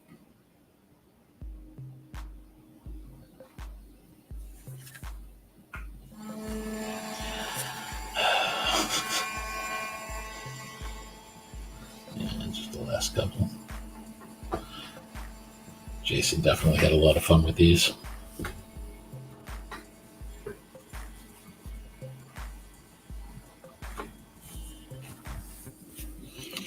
And who do we have next? We have Michael Maglio. Only got 4 by him, but again, just super clean style. Peppermint Butler, Trunks, Raincorn. Super great work on the color.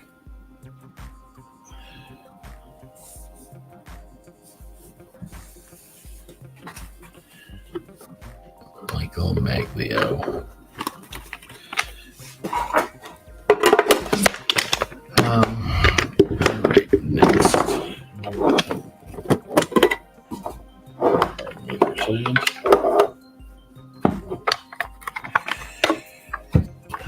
Why now is his name escaping me? Mike, is it?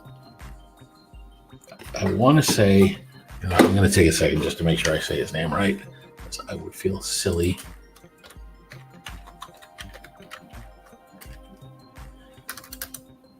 I think it's Mike Mayhack. Just want to make sure I get it right. Yeah, okay, I'm pretty sure it's Mike Mayhack. So Mike had a ton of cards that were rejected, and again, rather than just me, how many grabs did I box did I grab? I got, let's see, 30 cases maybe. A lot. So he did a lot of pop culture ones, including just a ton of Marvel.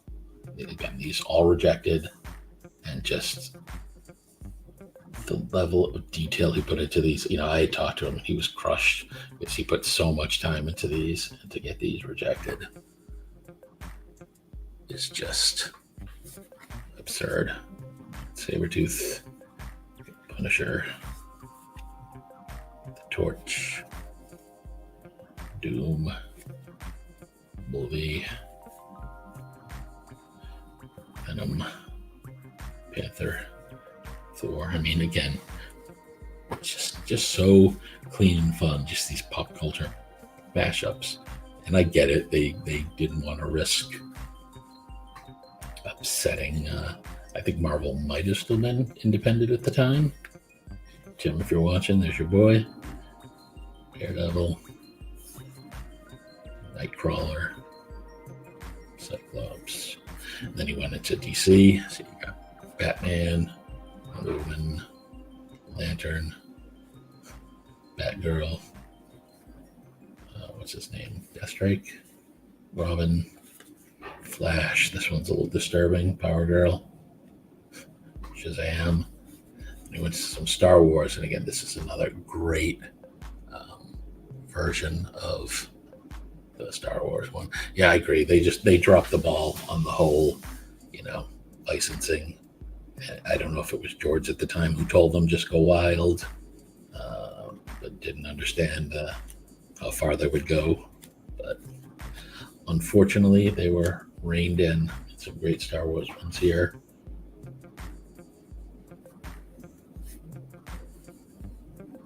Just a couple more characters. You got Han, Chewie, Twin Pilot.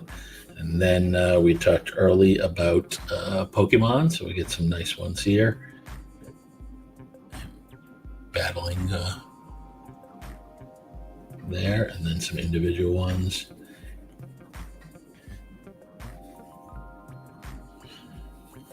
Squirtle, Charmander, Bulbasaur, Pikachu. And for our Lich fans, a little Evil Dead cover tribute. Evil Lich. Ghostbusters tribute. Another Jaws one. Interesting the two people came up with that idea. Nice ET reference or tribute. Another Lord of the Rings. This is one of the Two Towers poster spoof. And a little short circuit.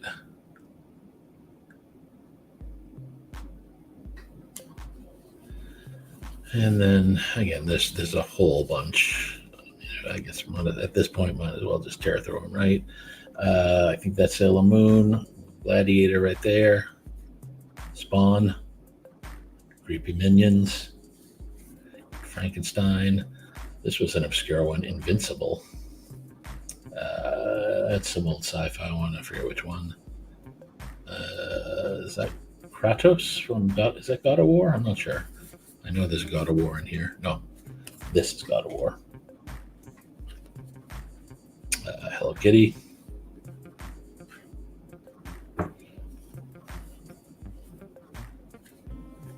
This is Legend of Zelda.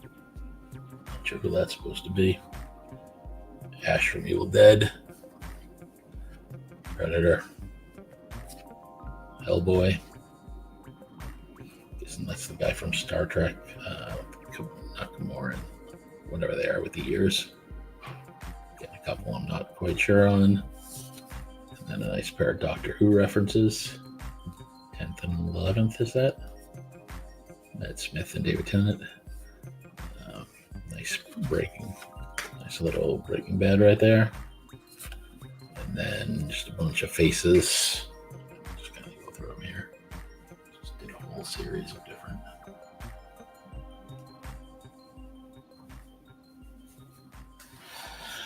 Yeah, and the vast majority of these were rejected. Again, an absolute shame, but I'm super glad to be able to share these and let people see what amazing work this guy did. So Black Rose, I am actually going to be rescanning all these. That's part of the reason I took them out of the binders. I have them, most of them I had scanned were in a small DPI, but a lot of them at the time, they were on blowout cards. If you search for on blowout, search for Matt's Adventure Time sketch card collection, or the easiest one to find if you Google Matt's Lord of the Rings sketch card collection, it'll come up with that particular page, and then right at the top it has links to all the other collections I had, including Adventure Time. And if you can't find it, let me know. I'll send you the link. Mikey Babinski. He does a lot after Frazetta, and he really nails the style. As you can see, I love that one. Just the beautiful use of the shading.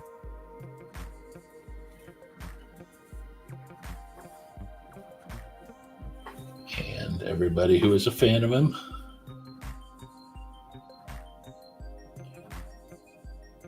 So nice.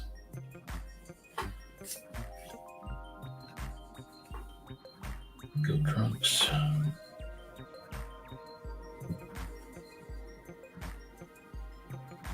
love the Penguin Squad.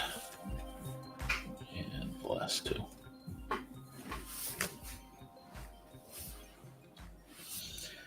It's nice to, I mean, honestly, this video quality is probably better than what's out there on the blow up page, but it'll take me a couple weeks because I'm not going to just sit and do them all at once, but I'll get them updated, and I don't know where I'll get them out there. But so this is also one of the first places where I really grew to love Mitch Ballard's work, because I don't think I'd seen some of his Marvel, but again, I only had two here, but I really in person love the pastel palette that he uses, and it just really works for these.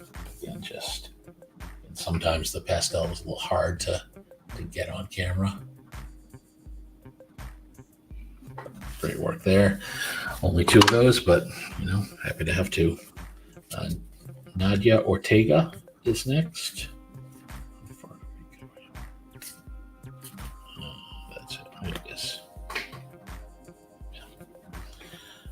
Again, wonderful detailed style. I said the same thing, right?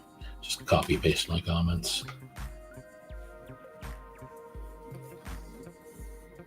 This one, really nice detail with the snowstorm there.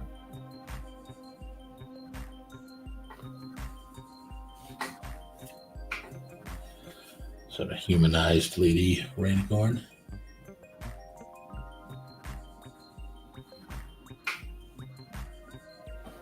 Again, just 4 characters on the card and all super detailed.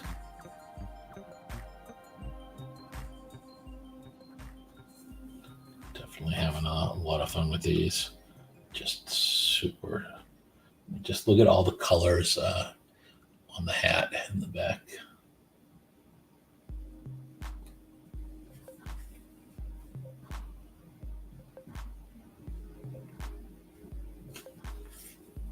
Sometimes holding them up to the camera doesn't actually help.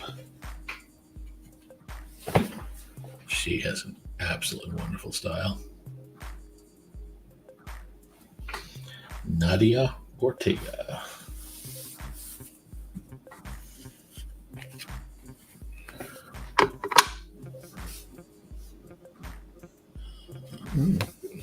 Is this Nathan Anderson? Nathan? Yes, Nathan Anderson. Find where one ends.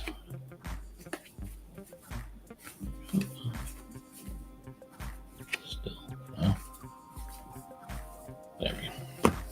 All right, we'll just tear through a bunch of these. This is actually one I really love. It's just sort of more of a landscape, just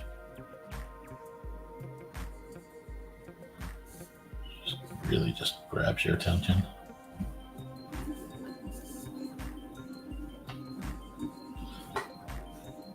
Another one, I just sort of love the scene and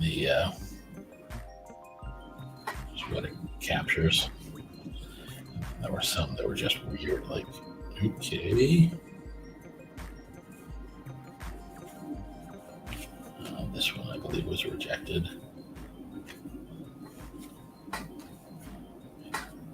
I think we're still on Nathan, yeah. Love this one. That's for you, True Blue. There you go. And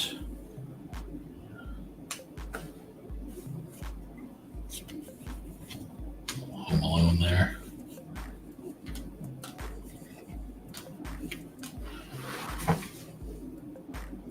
That Finn and Jake on the top right.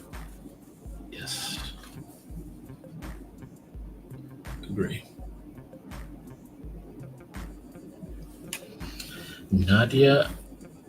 Nathan Anderson, everybody. Nathan Anderson. I forgot which artist I was on. All right, we're getting there, making good progress. Who's this? Nile? Is this all Nile? Yes. Niall Westerfield. Nice sort of treehouse scene. Somebody mentioned about that earlier. Let's see that one.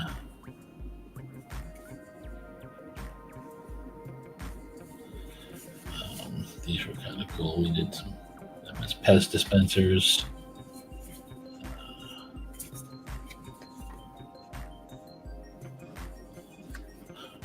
Love this one. Jake is Bender. I never noticed something is in that writing up there, isn't it? I think it even said Bender, and he wrote over it in the black. Huh. I'm gonna have to try to figure out what that actually says up there. And then he did a whole bunch, and it will not surprise you that these were rejected. This whole zombified series.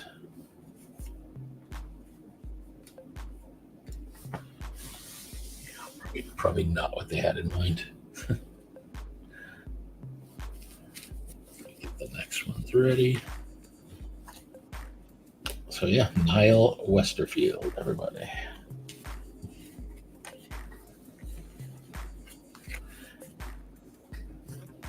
Like a dealer at the casino with these. This is Nicole Sloan. Nicole, again, another one where the way she does the coloring and the sort of incomplete work on the coloring is sort of a distinct style. I really like that. It adds to the background of each one.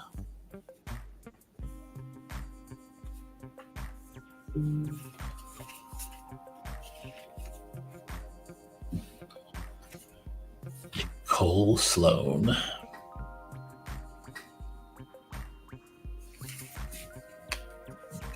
Otis Frampton next. Otis I knew from Lord of the Rings. Did some in Evolution, as well as at least Masterpieces 1. I only have 3 from him, but look at that bad boy. Just love it. Even this one, the death. Like, look at that face.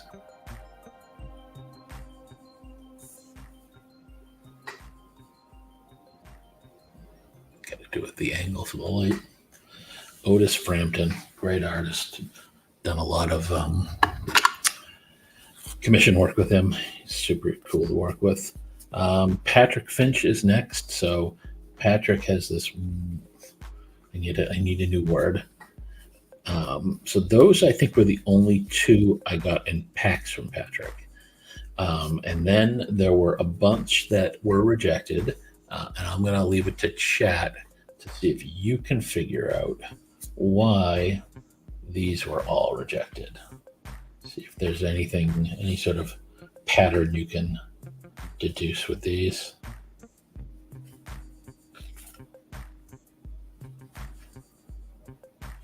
Anything pop into mind?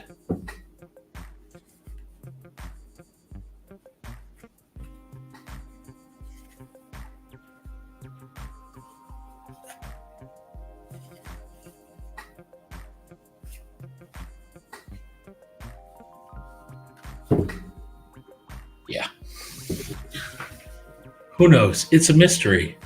We will never know, right? We will never know. It's lost to time. Patrick Finch, everybody. So this next guy is actually pretty famous because he was one of the first guys to like have an NFT sell for a ridiculous amount of money. His name is Ali Sabet, and this is his style is just awesome. But like I said, his Pixel Pop, I believe, or Pixo Pop is the other name he uses. And just this wonderful sort of pop art style.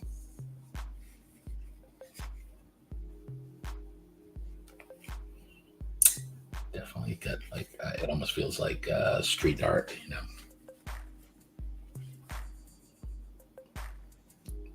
And I definitely liked his style. I was able to pick up quite a few of them.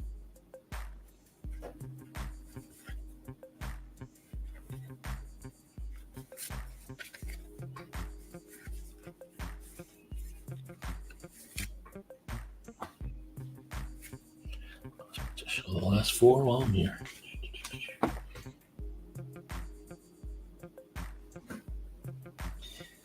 Ali Sabat, aka Pixo Pop. Actually, did he sign the back like that? Let me see. No, he just signed the set. Oh wait, no, he didn't. It's either Pixel Pop or Pixo. I think it's Pixo Pop. So this one, I always, for a long time, I was worried that I was getting his name wrong, but it's Puis, Puis Calzada. So it's like Lewis except with a P. And this was one of the only puzzles. It was obviously an AP from the set. No. Wait, do I have that right? Am I missing one? I think I'm missing one. Hang on. Something's not. Oh, this. Don't mind me.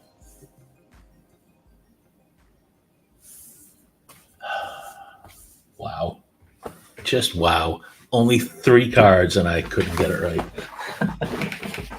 But obviously, great group shot there, even if I can't figure out how it works. Puis got this really great style, and his colors so vibrant.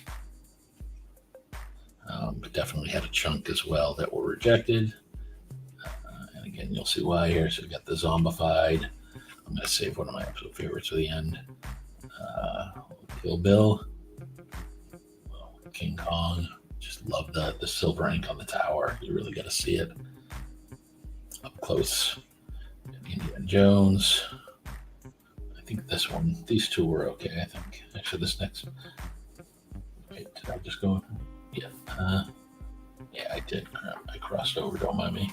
Pay no attention to these last couple. I was doing the wrong artist. Don't mind me. So, anyways, yes. Puis calls out everybody. Puis. Crossing my wires. Raz Ortiz is next.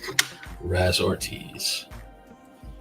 And Raz, oh, you know what? That reminds me that I have been sleeping on the oversized because Raz did some, and I was able to get one of his. I was able to get at least one from each of the artists, which was nice. This is Raz. So I can just put it down if you can. There we go. And then while I've got it there, let me show another. This one is Jeremy Treese. This one took me forever to get. This was the last one I needed to make the master set of all artists, including the oversized one. I did not see that they're releasing a GPK set. That's interesting. Who did the GPK set before? I'll just keep going with the oversized while I'm here. Nathan Zerdy did that one. This one was Matt Hansen with a very distinct style. This is another Nathan Zerdy. Out of the holder there. This one is Raz, who we were just talking about. Coming up next.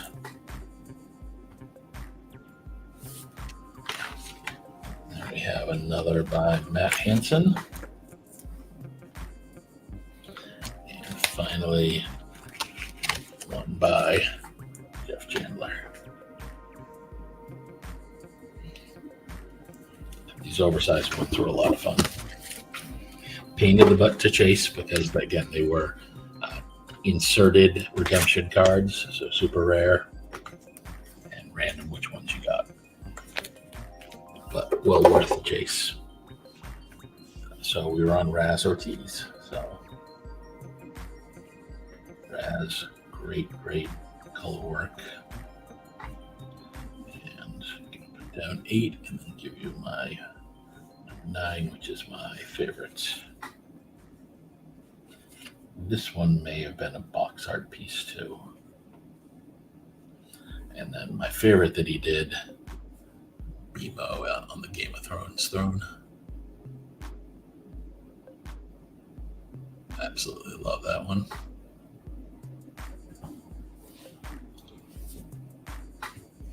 Yeah, I've never really gotten into GPK myself. Even like when I was younger with all the stickers, they never quite did it for me. Just personal preference.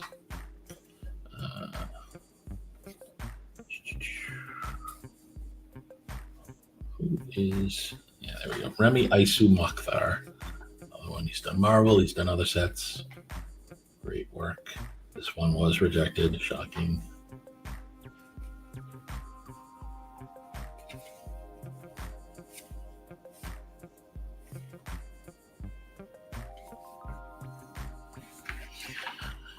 Oh, what is going on there? Okay.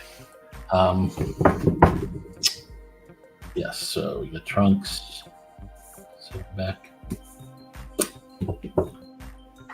Prismo, I think. Somebody help me out. I think it's just weird character, but it was the guy from Eternals, Kumal, was the voice on that. Richard Brady. Love Richard Brady's work. Goes to here. Again, very clean on some. Just clean and simple on those. Let me save that one because that was rejected. I absolutely love this one. I don't know if you can see the sparkles in the rainbow.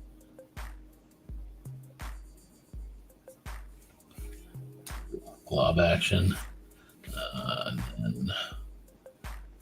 And then these two were rejected. The T tribute and the Dragon Ball Z. Yeah, no, I love this epoch. I mean, it's not like, what did Lewis call it the other night on the stream? It's not the hood shit that he wanted, but it sort of fits with Adventure Time's theme. Robert Jimenez is next. Quite a few of his. Are these all his? No, they're all his. That makes it easy. Love that sort of Frazetta style there. Little Kirby Crackle going on there. Little Princess Bubblegum and the Bubblegum Machine. Little Snoopy.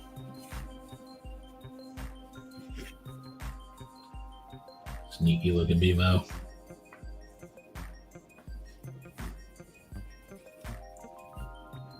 Skateboard game title screen, yeah.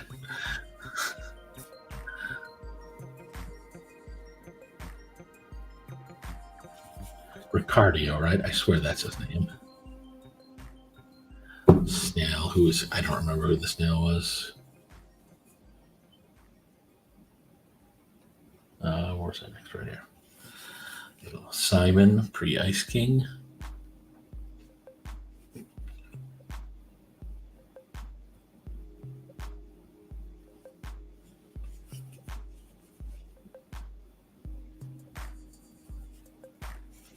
And we'll just throw all these down and move right along.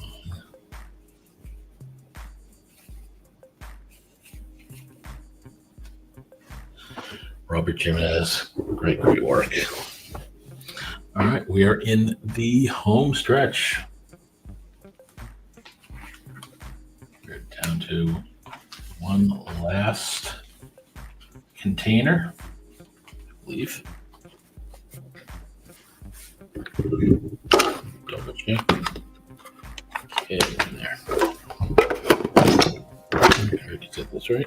Yeah, John. So we just have this tiny little while to go. We have made it. Woo! Wasn't as bad as I thought. Oh, wow, never mind. It's been 2 hours. Yeah, nice. And a lot of the sketches do have them hidden in the background, which is really cool. Who is this? This is Scott Rory. Is next, right? Yes, that one's out of order. Don't mind me. Scott is also one who had quite a few rejected.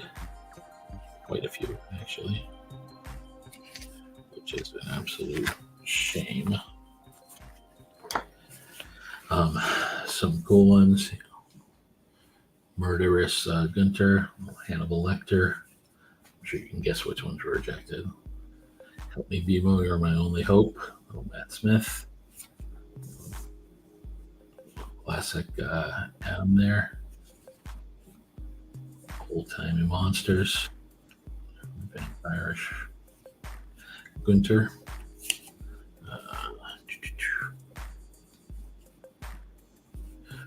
Tear through some of these. Star Wars, more Star Wars, and of course, F Snail. And then these were some of the ones, the more realistic ones by Scott were rejected. I'm not quite sure why on some of them. I don't know if like that one, they just didn't like the more realistic look. Lisa.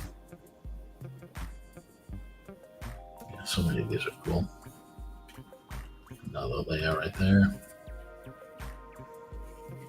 Lots of Star Wars ones. Harley, Yoda, and R2-C3PO. Just so much fun they had. Yeah, exactly. Need to keep all this stuff. Yeah, would you be tempted to reject things that shouldn't be rejected just so you can keep them? Scott Rory, everybody. Scott Rory. I don't know why. Put the cover back on. Stacey Kardash is next. And thank you to the 12 people who have stuck it out here. Appreciate it. Stacey.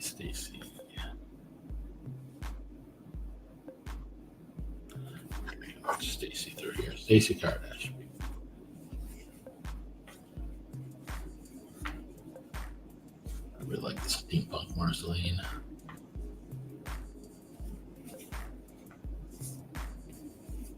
Is that it? Yeah, yes. So that's it for Stacey, right? That's her too, yeah. These two are fantastic. Again, just the border on that, the night sky, like the little birds in the background, just tiny little details that really pull a card from good to great, in my opinion. Stephanie goes all the way to here, right? Yep, Stephanie Badeline. She's got a very distinct big eye style for some of her characters. But she mixed it. Oh, wait. Is that it for Stacey? Two eye. Yeah, sorry. I only have two by Stacey. These are all Stacey Kardash. Oh, no, I have mixed up. Sorry. Give me 2 seconds here. Stacey Kardash mixed in here. Stacey Kardash is the one where I only have two. All right, there we go. Back to where it should be. Stephanie Badeline. Huntress. A little bit of that I have. Patrick Nagel tribute there. Because you asked, there's your Billy. I forget that guy's name. So many to remember.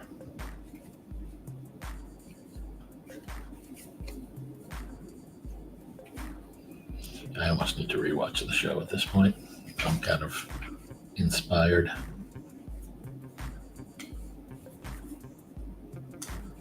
Come on, look at that. Look at this sexy beast right there. Come on.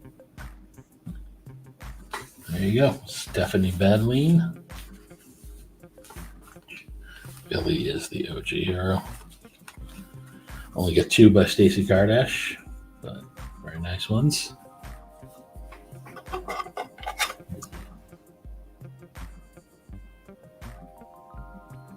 Sad story.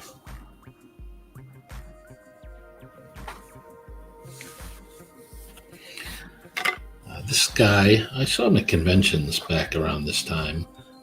This is sort of his trademark style. Everything looks like this. His name is Sugar Fueled.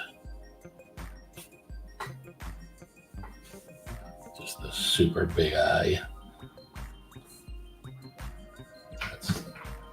But with all the sort of the different candy things underneath it. I mean, just the same motif to tie them all together. Just love that. Sugar Fueled. These ones, when somebody was asking about price, these had some battles because Natasha Tansa Cortis is very popular in several circles. She's got a very Disney-esque style, like this one.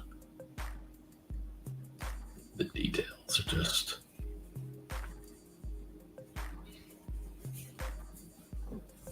like I said, very Disney princess-like. And then this BMO right there. Yeah. This one is an AP. I was fortunate to get this one. In fact, it was the set where I learned that Kokonakis, Tansa, and Opisu were like all best friends. Greek artist scene. All of them fantastic. Well worth chasing down their art. Terry Pavlev is this artist.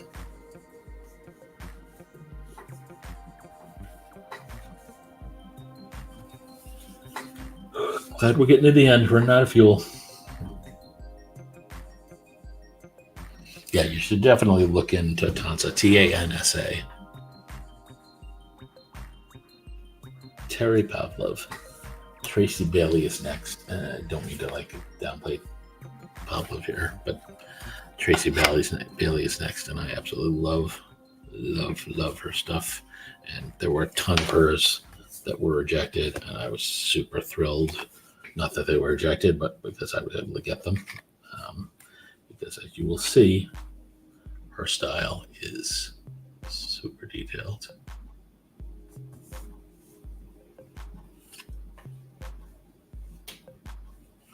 This is not her.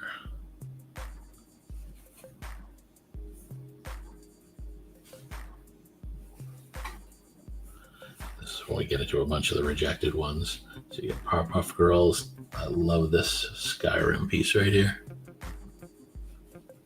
And then if it couldn't, as if it couldn't get better, how about a Fallout? That famous poster there. Hunger Games. Jean Grey Phoenix. I have another artist mixed in here by mistake, but I only have 3 from him, I think. Yes, okay, get those up. And then a couple more by Tracy. Throwing well down here. The detail on that one.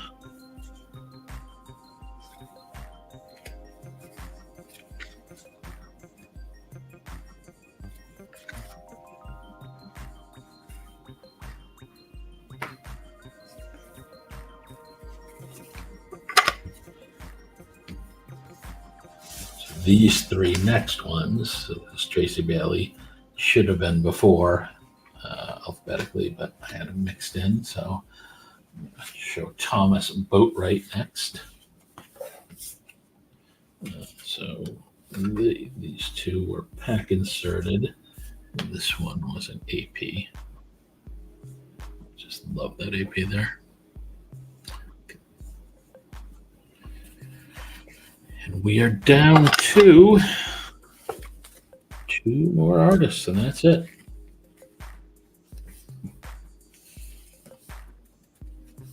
Appreciate you all sticking out here. Val Hochberg is this artist. Super, super detailed. And most of hers are scenes rather than just like a portrait.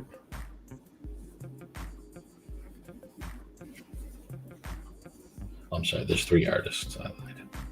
So that's all of Val. Just really like your stuff. I'd say this one's probably my favorite. They're all good. Again, 3 characters, 2, 2, 2, 4, 3. Great stuff. All right, we got 2 by artist Vince Sinico, whose Marvel stuff I absolutely adore.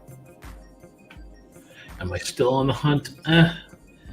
I feel like I've sort of hit if there was one that absolutely grabbed me, but I actually don't even have it in my safe searches anymore. So, I mean, if one popped, and maybe after this, I'll change my mind and put it up there. So, Vince Sinico on these 2.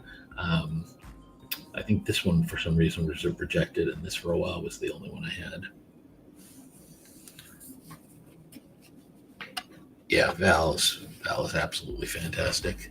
And the last one is Wendy Mashy Chew. She goes by Mashy in quotes. Again, very nice. I don't know if they are yet. I think they're colored pencils. That's my best guess. I am not an artist, but wonderful, wonderful stuff. Yeah, this set was absolutely fantastic. I loved collecting it at the time. I was super happy where I was with the ones I broke and the ones I got on eBay. And then to have that whole situation with the rejected cards fall into my lap, it was like Christmas came early. I mean, I hate the situation that led to it. I wish the artists were compensated, but a few of them who I've talked to and shown the cards, I've been really happy to at least see their cards and all their hard work get out there. So I'm very happy I was able to share them here. Hopefully people will find this video over time and sort of see all the hard work that people put into the set and how fun it was. And yeah, maybe it's time to add another show to the queue and revisit this one because it really was fun. And it's sort of, it'd be interesting to review it, 10, 12, whatever it was years later. So anywho, appreciate all of you sticking around with me. Thank you very much. And I can't remember. Do I say keep it sketchy? I think every time I hesitate about saying something stupid with the phrase at the end. So anyways, thanks everybody. And I'll see you on the next one.